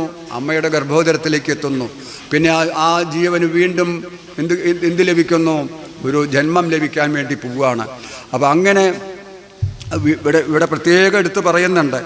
ആ ഒന്നാം ദിവസം ഏകീഭവിച്ചാലതോ പിന്നെ മെല്ലവേ, ഒന്നാം ദിവസം ആ രേതസ് ഗർഭപാത്രത്തിൽ കട്ടിയായിട്ട് അങ്ങനെ ഉറയ്ക്കും. അങ്ങനെ ഉറച്ചാലോ ഓരോ ദിവസത്തിൻ്റെയും സ്ഥിതി പിന്നീട് പറയുകയാണ്. പഞ്ചമാത്രം കൊണ്ട് ബുദ്ബുദാകാരമാം പഞ്ചജനം പിന്നെ യഥാക്രമം 5 ദിവസം കൊണ്ട് അതൊരു കുമിളയാവും എന്നാണ് പറയണത്. അവിടെ ഉറച്ചിട്ടുള്ള അത് കുമിളയായിത്തീരും. 7-ാം ദിവസമാവുമ്പോഴോ അതിൽ നിന്ന് മാംസപേശികൾ ഉണ്ടായിത്തീരും എന്ന് പറയുകയാണ് 7-ാം ദിവസം. പിന്നെ 15 ദിവസം കഴിയുമ്പോൾ എന്താണ്ടാവണത്? ആ മാംസപേശി ഗർഭാശയത്തിലുള്ള ഗർഭപാത്രത്തിലുള്ള മാംസപേശി ചോരയാൽ നനയ്ക്കപ്പെടും പറയാണ്. പിന്നെയൊരു 3 മാസം 25 ദിവസം കഴിയുമ്പോഴോ അസ്യാങ്കുരോൽപ്പത്തിയും വരും. പിന്നെയൊരു 25 രാത്രിയാൽ 25 ദിവസം കഴിയുമ്പോൾ അതിൽ നിന്ന് വിത്തിൽ നിന്ന പോലെ ഒരു മുള ഇങ്ങനെ പൊട്ടി ഉണ്ടാവാൻ തുടങ്ങും. അപ്പോൾ നമ്മളൊരു വിത്ത് മണ്ണിലൂടെ അല്ലെങ്കിൽ വെള്ളത്തിലെടുത്താൽ കുറേ കഴിയുമ്പോൾ മുളച്ചു വരില്ലേ, ഒരു കൂമ്പ് വരില്ലേ, അതേമാതിരി അങ്ങനെ വരാൻ തുടങ്ങും. പിന്നെ 1 മാസം കഴിയുമ്പോഴോ ആ ഗർഭസ്ഥ ശിശുവിന് തലയോട്, അതേപോലെ തന്നെ തോള്, നട്ടല്, വയറ് എന്നീ 5 വിധത്തിലുള്ള അവയവങ്ങളൊക്കെ അങ്ങനെ അതിൽ നിന്ന് കുറേശ്ശെ ഉണ്ടാവാൻ തുടങ്ങും. 2 മാസം കഴിയുമ്പോൾ എന്താ ഉണ്ടാവുക? ആ കൈകാലുകൾക്ക് വാരിയല്ല്, അരക്കെട്ട്, കാൽമുട്ടുകൾ എന്നിവയൊക്കെ ആ ഗർഭസ്ഥ ശിശുവിന് ഉണ്ടാവാൻ സാധിക്കും. 3 മാസമാകുമ്പോഴേക്കോ മറ്റവയവങ്ങൾ, സന്ധികൾ ഒക്കെ ആ ഗർഭസ്ഥ ശിശുവിനെ സംബന്ധിച്ചിടത്തോളം ഉണ്ടായിത്തീരുന്നു. പിന്നെ 4-ാം മാസത്തിലാണ് കൈകാലുകളിൽ വിരലുകളൊക്കെ ഉണ്ടായിത്തീരുക. 5-ാം മാസമാകുമ്പോഴേക്ക് ആ ഗർഭസ്ഥ ശിശുവിന് ഉണ്ടാകുന്നത് എന്തൊക്കെയാണ്? മൂക്ക്, കാത്, കണ്ണ് എന്നീ അവയവങ്ങളൊക്കെ ഇങ്ങനെ കുറേശ്ശെ വന്ന് ഉണ്ടാവാൻ തുടങ്ങും. പിന്നെ 6-ാം മാസത്തിനാണ് കാതുകളുടെ ദ്വാരം, ഗുദം, നാഭി എന്നീ അവയവങ്ങളൊക്കെ ഉണ്ടായി പൂർണ്ണമാകുന്നത് എപ്പോഴാണ്? ഗർഭം 6-ാം മാസത്തിൽ എത്തുമ്പോഴാണ്. പിന്നെ 7-ാം മാസമാകുമ്പോഴേക്ക് ദേഹത്തും തലയിലുമൊക്കെ രോമങ്ങൾ അങ്ങനെ കുറേശ്ശെ ഉണ്ടാവാൻ തുടങ്ങും. അപ്പോൾ 8 മാസമാകുമ്പോഴേക്ക് അവയവങ്ങളെല്ലാം തന്നെ ഏതാണ്ട് പൂർണ്ണ രീതിയിലായിരിക്കും. നമ്മളിപ്പോൾ സ്കാൻ ചെയ്തിട്ടും മറ്റു ആധുനിക യന്ത്രത്തിൻ്റെയൊക്കെ സഹായത്താലല്ലേ ഇതറിയണത്. ഇത് എത്രയോ വർഷങ്ങൾക്ക് മുമ്പ് സമ്പാദി നമുക്ക് പറഞ്ഞു തരുന്ന കാര്യങ്ങളാണ്. അതായത് അപ്പോൾ ആദ്യത്തെ ഗൈനോക്കോളജിസ്റ്റ് സമ്പാദി എന്ന് പറഞ്ഞാൽ തെറ്റില്ല. പ്രസൂതികാശാസ്ത്രം ഇത്രയും വേണ്ട പോലെ മനസ്സിലാക്കി വിവരിച്ചിട്ടുള്ള ഒരാൾ വേറെ ഇല്ല. അതാണ്. പിന്നെ അപ്പോഴേക്കെന്താണ്? ഇങ്ങനെ ആ ഗർഭത്തിൽ കിടക്കുന്ന ജീവനെ ആ ശരീരം ഇങ്ങനെയൊക്കെ വളർന്ന് പൂർണ്ണമായിരിക്കുകയാണ്. അപ്പോൾ അവിടെ അനങ്ങാൻ നിവൃത്തിയുണ്ടാവില്ല. അമ്മ കഴിക്കുന്ന ഗർഭപാത്രത്തിൻ്റെ ചൂടുകൊണ്ടും അമ്മ കഴിക്കുന്ന ചൂടുള്ള ഭക്ഷണങ്ങളുടെ ചൂടുകൊണ്ടുമൊക്കെ ആ കുട്ടി അതിലിങ്ങനെ കൈയും കാലും ഇട്ടുകൊണ്ട് ആകെ വിഷമത്തോടുകൂടി ഈ കിടക്കുന്ന അവസ്ഥ അത് ഗർഭിണികൾക്കും വിഷമമുണ്ടാക്കുന്നതാണ്. ജഠരാഗ്നിയുടെ ചൂടുകൊണ്ട് കഷ്ടപ്പെടുന്ന ജീവൻ പിന്നെ ഭഗവാനെ അങ്ങോട്ട് സ്തുതിക്കാൻ തുടങ്ങുകയാണ്. ആ സന്ദർഭത്തിൽ ആ ജീവനെ സംബന്ധിച്ചിടത്തോളം പൂർവജന്മ സ്മരണയുണ്ടാവുകയാണ്. അപ്പോൾ നമ്മൾ ഈ പൂർവജന്മസ്മരണ നമുക്കിപ്പോൾ ഇല്ല. ആ ഗർഭത്തിൽ കിടക്കുമ്പോൾ ആ ശിശുവിനെ ഞാൻ ആരായിരുന്നു എന്നുള്ള തോന്നലൊക്കെ ആ കുട്ടിക്ക് ഉണ്ടാവുകയാണ്. ദുഃഖിച്ചു ജാഠരപന്നി പ്രതപ്പതനായി തൽക്കാരണങ്ങൾ പറഞ്ഞു തുടങ്ങിനാൻ. വളരെ വിഷമിച്ചുകൊണ്ടാണ് ഗർഭപാത്രത്തിൽ അധിവസിക്കുന്നത്. അങ്ങനെ ഗർഭപാത്രത്തിൽ അധിവസിക്കുമ്പോൾ ഈ ദുഃഖത്തിനുള്ള കാരണങ്ങളും ഇന്നതാണ് എന്ന ജീവന് ഓർമ്മ വരുന്നു. എന്നിട്ട് പറയുകയാണ്, 100,000 യോനികളിൽ ജനിച്ച് എത്ര കർമ്മങ്ങൾ അനുഭവിച്ചേനഹം ഇതിനകം ഞാൻ എത്ര ഒന്നോ രണ്ടൊന്നോ അല്ല 100,000 യോനികളിലാണ് പശുപക്ഷി മൃഗങ്ങളായിട്ടും കൃമികീടങ്ങളായിട്ടും മനുഷ്യരായിട്ടും ജന്തുക്കളായിട്ടും എത്ര ജന്മങ്ങളാണ് ഞാൻ ഉണ്ടായത്.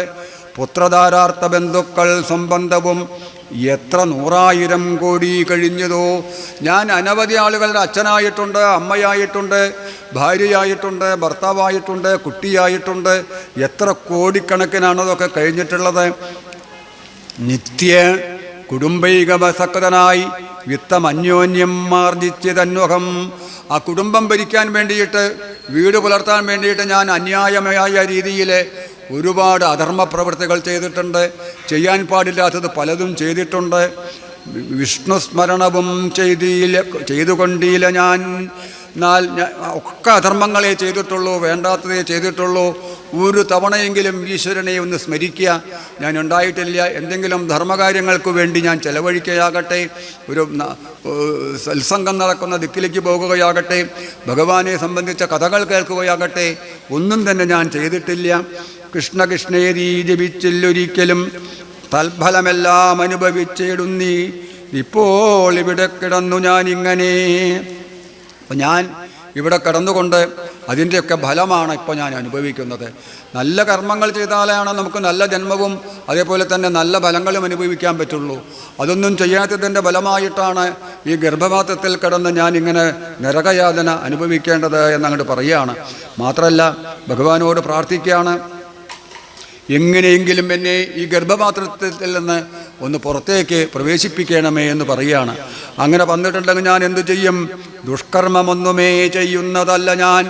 ഒരു ദുഷ്കർമ്മങ്ങളും വേണ്ടാത്ത പ്രവൃത്തി ഞാൻ ചെയ്യില്ല. ജാനകീ ജീവനസ്മരണം ജയ ജയ രാമ രാമ.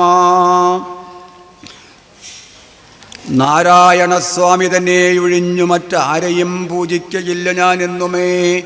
ഞാൻ എല്ലാ സമയത്തും തന്നെ ആ ഭഗവാനെ ഞാൻ സേവിക്കും, ഭഗവാന്റെ കഥകൾ കേൾക്കും, ഭഗവത് ഭക്തന്മാരോടുകൂടി കൂട്ടുകൂടും.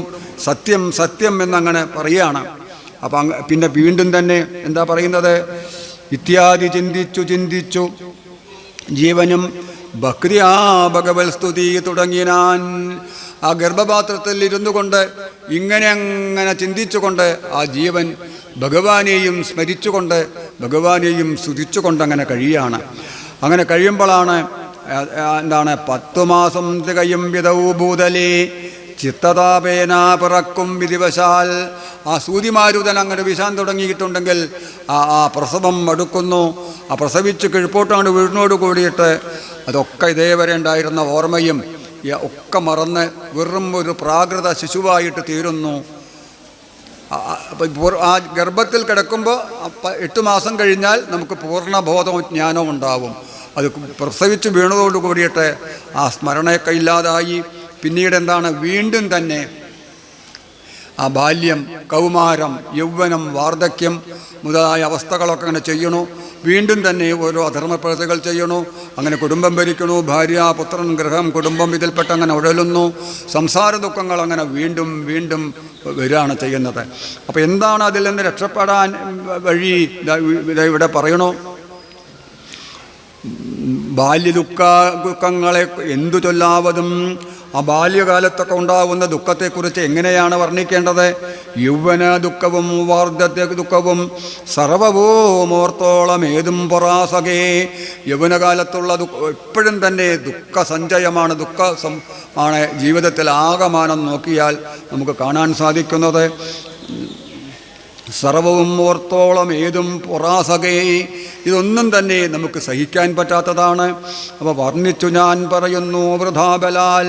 അപ്പോൾ അങ്ങേക്കു തന്നെ ഇപ്പോൾ കുറേയൊക്കെ അനുഭൂതമായില്ലേ ഈ കാര്യങ്ങളൊക്കെ? പിന്നെ എന്തിനാണ് ഞാൻ കൂടുതൽ വർണ്ണിക്കുന്നത്? അപ്പോൾ അനുഭവമാണ് നമ്മുടെ ഒക്കെ പ്രമാണമായിട്ടുള്ളത്. സദേതസാം അനുഭവമേവ പ്രമാണം. സഹൃദയർക്ക് ഏറ്റവും പ്രമാണമായിട്ടുള്ളത് എന്താണ്? അനുഭവമാണ്. അങ്ങേക്കു തന്നെ അറിയാൻ സാധിച്ചുവല്ലോ. ദേഹോഹമെന്നുള്ള ഭാവനയാ മഹാമോഹേന സൗഖ്യദുഃഖങ്ങളുണ്ടാകുന്നു. ഞാൻ ദേഹമാണ് എന്നുള്ള ആ ഭാവന കൊണ്ടാണ്, ആ ചിന്ത കൊണ്ടാണ് നമുക്ക് എന്തുണ്ടാകുന്നത്? ദുഃഖവും സുഖവും ഒക്കെ ഉണ്ടാകുന്നത്. നമ്മുടെ ശത്രുവും ബന്ധുവും എന്താണ്? അവനവൻ തന്നെയാണ്, നമ്മുടെ മനസ്സ് തന്നെയാണ്. മനയേവ മനുഷ്യാണാം കാരണം ബന്ധമോക്ഷയോഗോ. നമ്മുടെ ബന്ധത്തിനും മോക്ഷത്തിനും കാരണമായിട്ടുള്ളത് നമ്മുടെ മനസ്സാണ്. നമ്മൾ ഇതിനു മുമ്പ് താരയോട് ഉപദേശിക്കുമ്പോൾ ഭിക്ഷുഗീതയൊക്കെ ഉദ്ധരിച്ച് പറഞ്ഞ വിഷയങ്ങളാണ്. അതൊക്കെ വീണ്ടും ഒന്നും കൂടി ഇവിടെ സൂചിപ്പിക്കുകയാണ്. ഇങ്ങനെ ഒരേ കാര്യം തന്നെ പലരിൽ കൂടിയും നമ്മളിൽ പറഞ്ഞ് നമ്മുടെ മനസ്സിലത് രൂഢമാവാൻ വേണ്ടിയിട്ട് പറയുകയാണ് ഇവിടെ വീണ്ടും വീണ്ടും ചെയ്യുന്നത്. മോഹേന സൗഖ്യദുഃഖങ്ങളുണ്ടാകുന്നു, ഗർഭവാസാദി ദുഃഖങ്ങളും ജന്തുവർഗോത്ഭവ നാശവും ദേഹം മൂലം സഖേ. ഈ ദേഹം മൂലമാണ് നമുക്ക് അമ്മയുടെ ഗർഭപാത്രത്തിൽ പിറക്കേണ്ടി വരുന്നത്. അതുമൂലമാണ് നമുക്ക് സുഖവും ദുഃഖവും ഒക്കെ ഉണ്ടാകുന്നത്. ഇവിടെ അപ്പോൾ ഈ ദേഹമാണ് എല്ലാറ്റിനും. ഞാൻ ദേഹമാണ് എന്നുള്ള ചിന്ത, ഞാൻ ദേഹമല്ല, അനിർദ്ധ ജഡതൊക്കെ സ്വരൂപമായിട്ടുള്ള ദേഹമല്ല, ബുദ്ധിയല്ല, ഇന്ദ്രിയങ്ങളല്ല, ഞാൻ പിന്നെ ആരാണ്? സച്ചിദാനന്ദ സ്വരൂപനായിട്ടുള്ള ആത്മാവാണ് എന്നുള്ള ബോധത്തിലേക്ക് എത്തിച്ചേരുവാൻ വേണ്ടിയിട്ടാണ് വീണ്ടും വീണ്ടും ഇവിടെ ഇങ്ങനെയുള്ള കാര്യങ്ങൾ നമുക്ക് പറഞ്ഞു തരുന്നത്. നേരത്തെ നമ്മൾ പറഞ്ഞല്ലോ, ഈ വേദോപനിഷത്തുക്കളുടെ കഥാസ്വരൂപേണയുള്ള ആവിഷ്കരണമാണ് പുരാണേതിഹാസങ്ങൾ. ആ വേദത്തിലും ഇതിഹാസങ്ങളിലും വേദത്തിലും ഉപനിഷത്തിലും ശാസ്ത്രങ്ങളിലുമുള്ള കാര്യങ്ങൾ അതേവിധം പറഞ്ഞാൽ അത് സാധാരണ ആളുകളുടെ ബുദ്ധിക്ക് മനസ്സിലാവില്ല.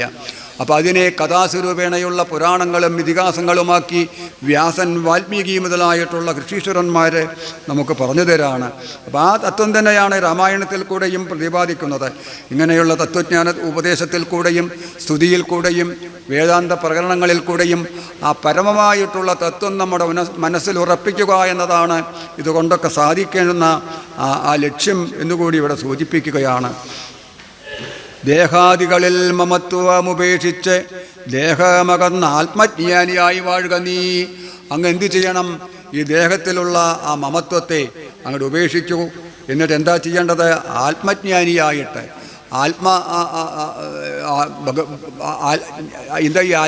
ജ്ഞാനം ഖലു ആത്മജ്ഞാനമേവ. ജ്ഞാനം ലൗകികമായിട്ടുള്ള ജ്ഞാനത്തിനെയല്ല ഇവിടെ ജ്ഞാനം എന്ന് പറയുന്നത്. ഈശ്വരനെക്കുറിച്ചുള്ള ജ്ഞാനത്തിനെയാണ് ആത്മജ്ഞാനം എന്ന് പറയുക. ഏകേന ആത്മവിജ്ഞാനേന അഖിലം വിജ്ഞാനം ഭവതി. ഈ ആത്മവിജ്ഞാനം അങ്ങോട്ട് ലഭിച്ചു കഴിഞ്ഞിട്ടുണ്ടെങ്കിൽ ലോകത്തിലുള്ള എല്ലാ കാര്യങ്ങളെക്കുറിച്ചുള്ള അറിവും നമുക്കുണ്ടാകും. ഈശ്വരനെക്കുറിച്ചുള്ള ജ്ഞാനം ലഭിച്ചു കഴിഞ്ഞാൽ, ഇപ്പോൾ നമ്മുടെ ഋഷിമുനിമാരൊക്കെ ആത്മജ്ഞാനികളാണ്. അവർക്കറിയാത്തതായിട്ടുള്ള ഒരു വിഷയവും ലോകത്തിലില്ല. ഇപ്പോൾ എന്താണ് അധ്യാപകരുടെയൊക്കെ കാര്യം നോക്കുക. ഇപ്പോൾ കണക്ക് പഠിപ്പിക്കുന്ന ടീച്ചർക്ക് കണക്ക് മാത്രമേ എടുക്കാൻ പറ്റുള്ളൂ. ഇംഗ്ലീഷ് എടുക്കാൻ പറ്റുമോ? അവർക്ക് പറ്റില്ല. എന്നാലോ മലയാളം എടുക്കാൻ പറ്റുമോ? ഇല്ല. മറ്റു വിഷയങ്ങൾ കൈകാര്യം ചെയ്യാൻ പറ്റില്ല. അതേപോലെ അവരെടുക്കുന്ന വിഷയം എടുക്കും, അല്ലാതെ മറ്റൊന്നും അറിയില്ല. എന്നാൽ ഋഷിമാരും മുനിമാരൊക്കെ എങ്ങനെയാണ്? അവർ ആത്മജ്ഞാനികളാണ്. ഏത് വിഷയം വേണമെങ്കിലും അവർക്കറിയാം. അവർക്കറിയാത്തതായിട്ടൊന്നുമില്ല. അങ്ങനെയുള്ള ആത്മജ്ഞാനികളായിട്ടുള്ള ആളുകളുടെ കൂട്ടത്തിലാണ് നമ്മൾ തുഞ്ചത്തെഴുത്തച്ഛനെ കാണേണ്ടത്. ഈ രാമായണത്തിന് കിളിപ്പാട്ട് രൂപത്തിൽ എഴുതിയിട്ടുള്ള അദ്ദേഹത്തിന് അറിയാത്തതായിട്ട് ഒന്നുമില്ല. അതാണ് നാരായണ ഭട്ടതിരിപ്പാട് രോഗം മാറാൻ അദ്ദേഹത്തിൻ്റെ അടുത്തേക്ക് ആളെ പറഞ്ഞയച്ചത്, ഒരു ഔഷധം കുറിച്ച് കൊടുക്കാൻ വേണ്ടിയിട്ട്. അവിടെ ചെന്നപ്പോൾ എന്താണ് അദ്ദേഹം ചെയ്യുന്നത്? മഹാഭാരതം കിളിപ്പാട്ട് രൂപത്തിൽ വിവർത്തനം ചെയ്യാണ്. പരേ പരേ പരേ പരേമ പാഹിമാം പരമാനന്ദമെന്നേ പറയവൂതെല്ലാം. അവിടെ ചെന്ന ആൾക്ക് ഇദ്ദേഹത്തിൻ്റെ മറ്റും ഭാവം കണ്ടപ്പോൾ തലയ്ക്ക് സുഖമില്ലാത്ത, മദ്യപാനം ചെയ്ത് മതോന്മത്തനായിട്ടുള്ള ഒരാളുടെ അവസ്ഥയെ പോലെയാണ് കണ്ടത്. അപ്പോൾ ആത്മജ്ഞാനികളായിട്ടുള്ള ആളുകളെ, ആ ഉയർന്ന അവസ്ഥയിലേക്ക് എത്തിയിട്ടുള്ള ആളുകൾ ചിലപ്പോൾ എങ്ങനെയിരിക്കും? ചിലപ്പോൾ പൊട്ടിച്ചിറിക്കും. കുഹചിതബിരുദൻ ക്വാഭിഗർജൻ പ്രകായൻ ഉന്മാദീപ പ്രനൃത്യൻ ഐ ഗുരുകരുണാം ബാഹ്യലോകശ്ചരേയം. നാരായണത്തിലെ വരികളാണ്. ആ ഭക്തിയുടെ ഉത്തമാവസ്ഥയിലേക്ക് എത്തിയിട്ടുള്ള, ആത്മജ്ഞാനത്തിൻ്റെ അവസ്ഥയിലേക്ക് എത്തിയിട്ടുള്ള മഹാത്മാക്കളെ ചിലപ്പോൾ പൊട്ടിച്ചിറിക്കും, ചിലപ്പോൾ പൊട്ടിക്കരയും, ചിലപ്പോൾ ഒരു ഉന്മാദിയെപ്പോലെ നൃത്തം ചെയ്യും. ഈ വിധത്തിലൊക്കെ ആയിത്തീരും. അപ്പം എന്താണ് ആ ചന്ദ്രമസ് മഹർഷി സമ്പാദിയോട് പറയുകയാണ്, അങ്ങ് ദേഹത്തിലുള്ള മമത്വം മുഴുവൻ തന്നെ ഉപേക്ഷിച്ച്, ഞാനെന്നുള്ള ഭാവം ഉപേക്ഷിച്ച് ആത്മജ്ഞാനിയായി വാഴുക നീ. ദേഹാദികളിൽ മമത്വമുപേക്ഷിച്ചു മോഹമകന്ന ആത്മജ്ഞാനിയായി വാഴുക നീ. മനസ്സിലെ എല്ലാ മോഹങ്ങളും എല്ലാ ആഗ്രഹങ്ങളെയും പരിത്യജിക്കുക. ശുദ്ധം സദാ ശാന്തമാത്മാനമവ്യയം ബുദ്ധം പരബ്രഹ്മമാനന്ദമദ്വയം സത്യം സനാതനം നിത്യം നിരുപമം തത്വാത്മകം പരം നിർഗുണം നിഷ്കളം സച്ചിന്മയം സകലാത്മകമീശ്വരം അച്യുതം സർവജഗന്മയം ശാശ്വതം മായാവിമുക്തമെന്നറിയുന്നേരം മായാവിമോഹ മകലോമെല്ലാവനും. ആ ഭഗവാന്റെ സവിശേഷതകളെക്കുറിച്ചാണ് പറഞ്ഞത്. ഭഗവാന്റെ വിശേഷണമാണ് ഈ പറഞ്ഞ ഓരോ വാക്കും തന്നെ. ഭഗവാൻ എങ്ങനെയുള്ളവനാണ്? പരബ്രഹ്മസ്വരൂപിയാണ്, ആനന്ദസ്വരൂപിയാണ്, സത്യസ്വരൂപിയാണ്, സനാതനനാണ്, നിത്യനാണ്.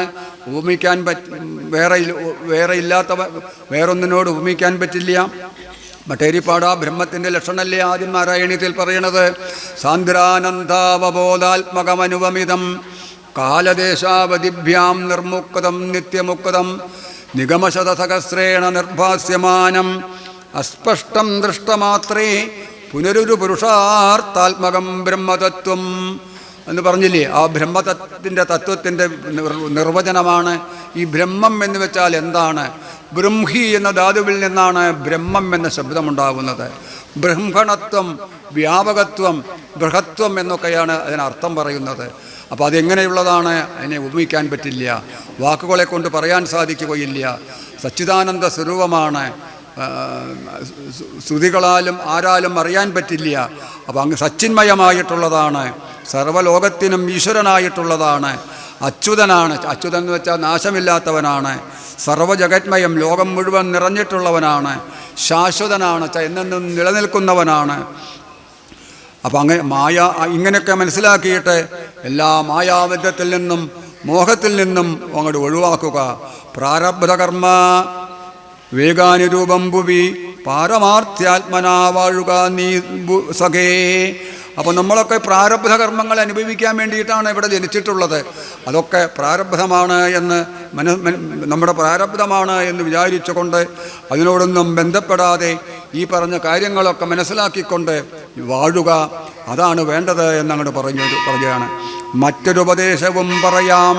ഇനി ഒരു ഉപദേശം കൂടി ഞാൻ അങ്ങേക്ക് പറഞ്ഞു തരാമെന്ന് പറഞ്ഞ് ആ ചന്ദ്രമസ് മഹർഷി സമ്പാദിയോട് പറഞ്ഞതാണ്.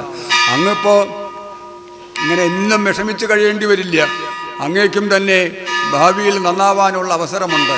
അങ്ങതാ ത്രേതായുഗത്തിൽ ഭഗവാൻ ശ്രീഹരി നാരായണൻ എന്തു ചെയ്യും? രാവണാദികളെ വധിക്കാൻ മനുഷ്യരായിട്ട് അവതരിക്കും.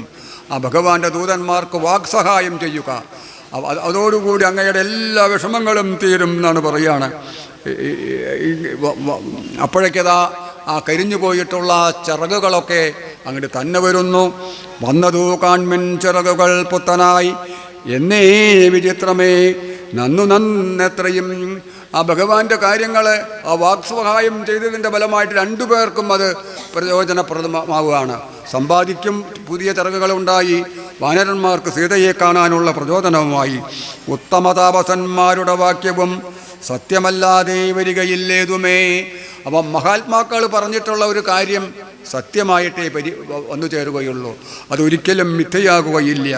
ശ്രീരാമദേവാമൃത കഥാമൃത മാഹാത്മ്യം ആരാലുമോർത്താൽ അറിയവാവുന്നതല്ലേതും. ആ ശ്രീരാമചന്ദ്രസ്വാമിയുടെ നാമത്തിൻ്റെ മാഹാത്മ്യം കൊണ്ടും കഥയുടെ മഹത്വം കൊണ്ടുമാണ് ഇതൊക്കെ ഇവിടെ വന്നു ഭവിച്ചത്. അതിനെ ആർക്കും തന്നെ പറയാൻ സാധിക്കുകയില്ല. രാമനാമാമൃതത്തിനു സമാനമായി മാനസേ മാമകേ മാനസേ മറ്റു തോന്നീലഹോ. അതേപോലെ തന്നെ രാമനാമാമൃതത്തിന് തുല്യമായിട്ട് യാതൊന്നും തന്നെ വേറെയില്ല. നിങ്ങൾക്കെല്ലാവർക്കും തന്നെ നല്ലത് വരട്ടെ, മംഗളം ഭവിക്കട്ടെ, ഭഗവാന്റെ അനുഗ്രഹം പൂർണ്ണമായും ഉണ്ടാവട്ടെ. ശ്രീരാമസ്മൃതി കൊണ്ട് സംസാരവാരാനിധിയെ കടക്കുന്നിതേവരും. ഇപ്പം ഈ 100 യോജന സമുദ്രമുണ്ടല്ലോ, അത് എങ്ങനെ കടക്കുക എന്ന് ഓർത്തിട്ടല്ലേ നിങ്ങൾ വിഷമിച്ചേർന്നത്? ഒരു വിഷമവും ഉണ്ടാവില്ല. ഭഗവാന്റെ നാമം ജപിച്ചുകൊണ്ട് സംസാര സമുദ്രത്തിനെ തന്നെ ആളുകൾ തരണം ചെയ്യണം. പിന്നെയാണോ നിസ്സാരമായിട്ടുള്ള ഉപ്പ് സമുദ്രം? രാമകാര്യാകലോനർത്ഥമായി പോകുന്ന രാമഭക്തന്മാരാം നിങ്ങൾക്കൊരിക്കലും, രാമകാര്യം സാധിക്കാൻ പോകുന്ന നിങ്ങൾക്ക് ഒരിക്കലും തന്നെ യാതൊരു തരത്തിലുള്ള വിഷമവും ഉണ്ടാവില്ല. നിങ്ങൾക്ക് സീതാദേവിയെ കാണാൻ സാധിക്കും. എന്നോ പറഞ്ഞു പറന്നു മറഞ്ഞാതെ അത്യുന്നതനായ സമ്പാദി വികായസ.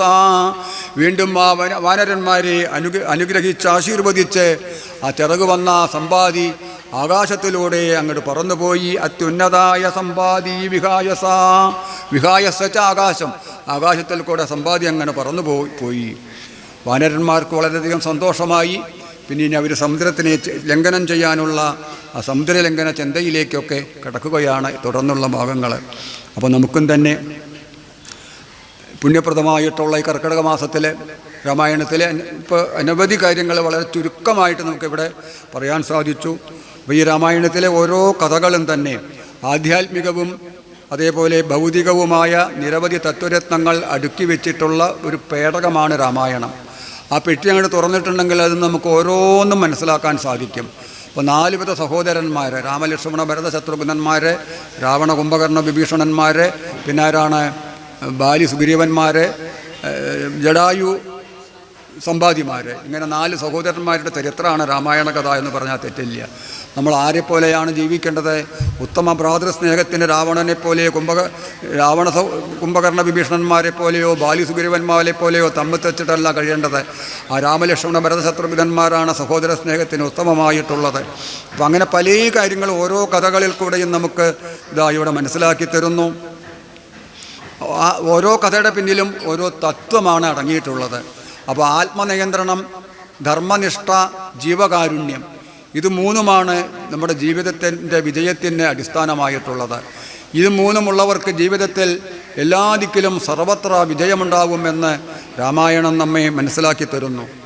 സദൂഷണേനാഭിനിർദോഷ സകരേണാഭിസുകോമള നമസ്തസ്മൈ കൃതായേന രമ്യ രാമായണീ കഥ. ദൂഷണൻ എന്ന കഥാപാത്രത്തോടു കൂടിയതാണെങ്കിലും ദോഷമില്ലാത്തതാണ് എൻ്റെ രാമകഥ. സകരേണാഭിസുകോമള, ഖരൻ എന്ന കഥാപാത്രത്തോടു കൂടിയതാണെങ്കിലും ഒട്ടും വിഷമിക്കേണ്ട, അത് ഒരു ഖരത്വമല്ല, അത് വളരെ കോമളമാണ്. ഇങ്ങനെ മനോഹരമായിട്ടുള്ള ആ രാമകഥ ആരാണോ തസ്മൈ കൃതായേന തസ്മൈ എന്നാ പറയണത്, ആരാണോ രാമകഥ നമുക്ക് പറഞ്ഞു തന്നിട്ടുള്ളത് ആ വാൽമീകി മഹർഷിയെ നമുക്ക് നമസ്കരിക്കാം എന്നാണ് ഈ ശ്ലോകത്തിൻ്റെ താല്പര്യം.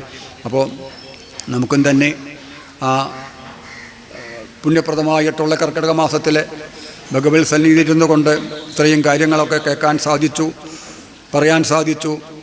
സർവൈശ്വര്യപതിയും സർവമംഗളസ്വരൂപനുമായിട്ടുള്ള ആ ഭഗവാന്റെ തൃപ്പാദങ്ങളിൽ നമുക്ക് ഓരോരുത്തർക്കും ഭക്തിയുണ്ടാവട്ടെ, അതിന് ഭഗവാൻ നമ്മളെ അനുഗ്രഹിക്കട്ടെ എന്ന് പ്രാർത്ഥിച്ചുകൊണ്ട് ഈ വാക്കുകൾ ഇവിടെ ഭഗവത് പാദത്തിൽ സമർപ്പിക്കുന്നു. കായേന വാചാ മനസേന്ദ്രിയർവ ബുദ്ധ്യാത്മനാ വാ പ്രകൃതേ സ്വഭാവാൽ കരോമി യുദ്ധ്യൽ സകലം പരസ്മൈ നാരായണായേതി സമർപ്പയാമി. ജാനകീ ജീവനസ്മരണം ജയ ജയ രാമ രാമ.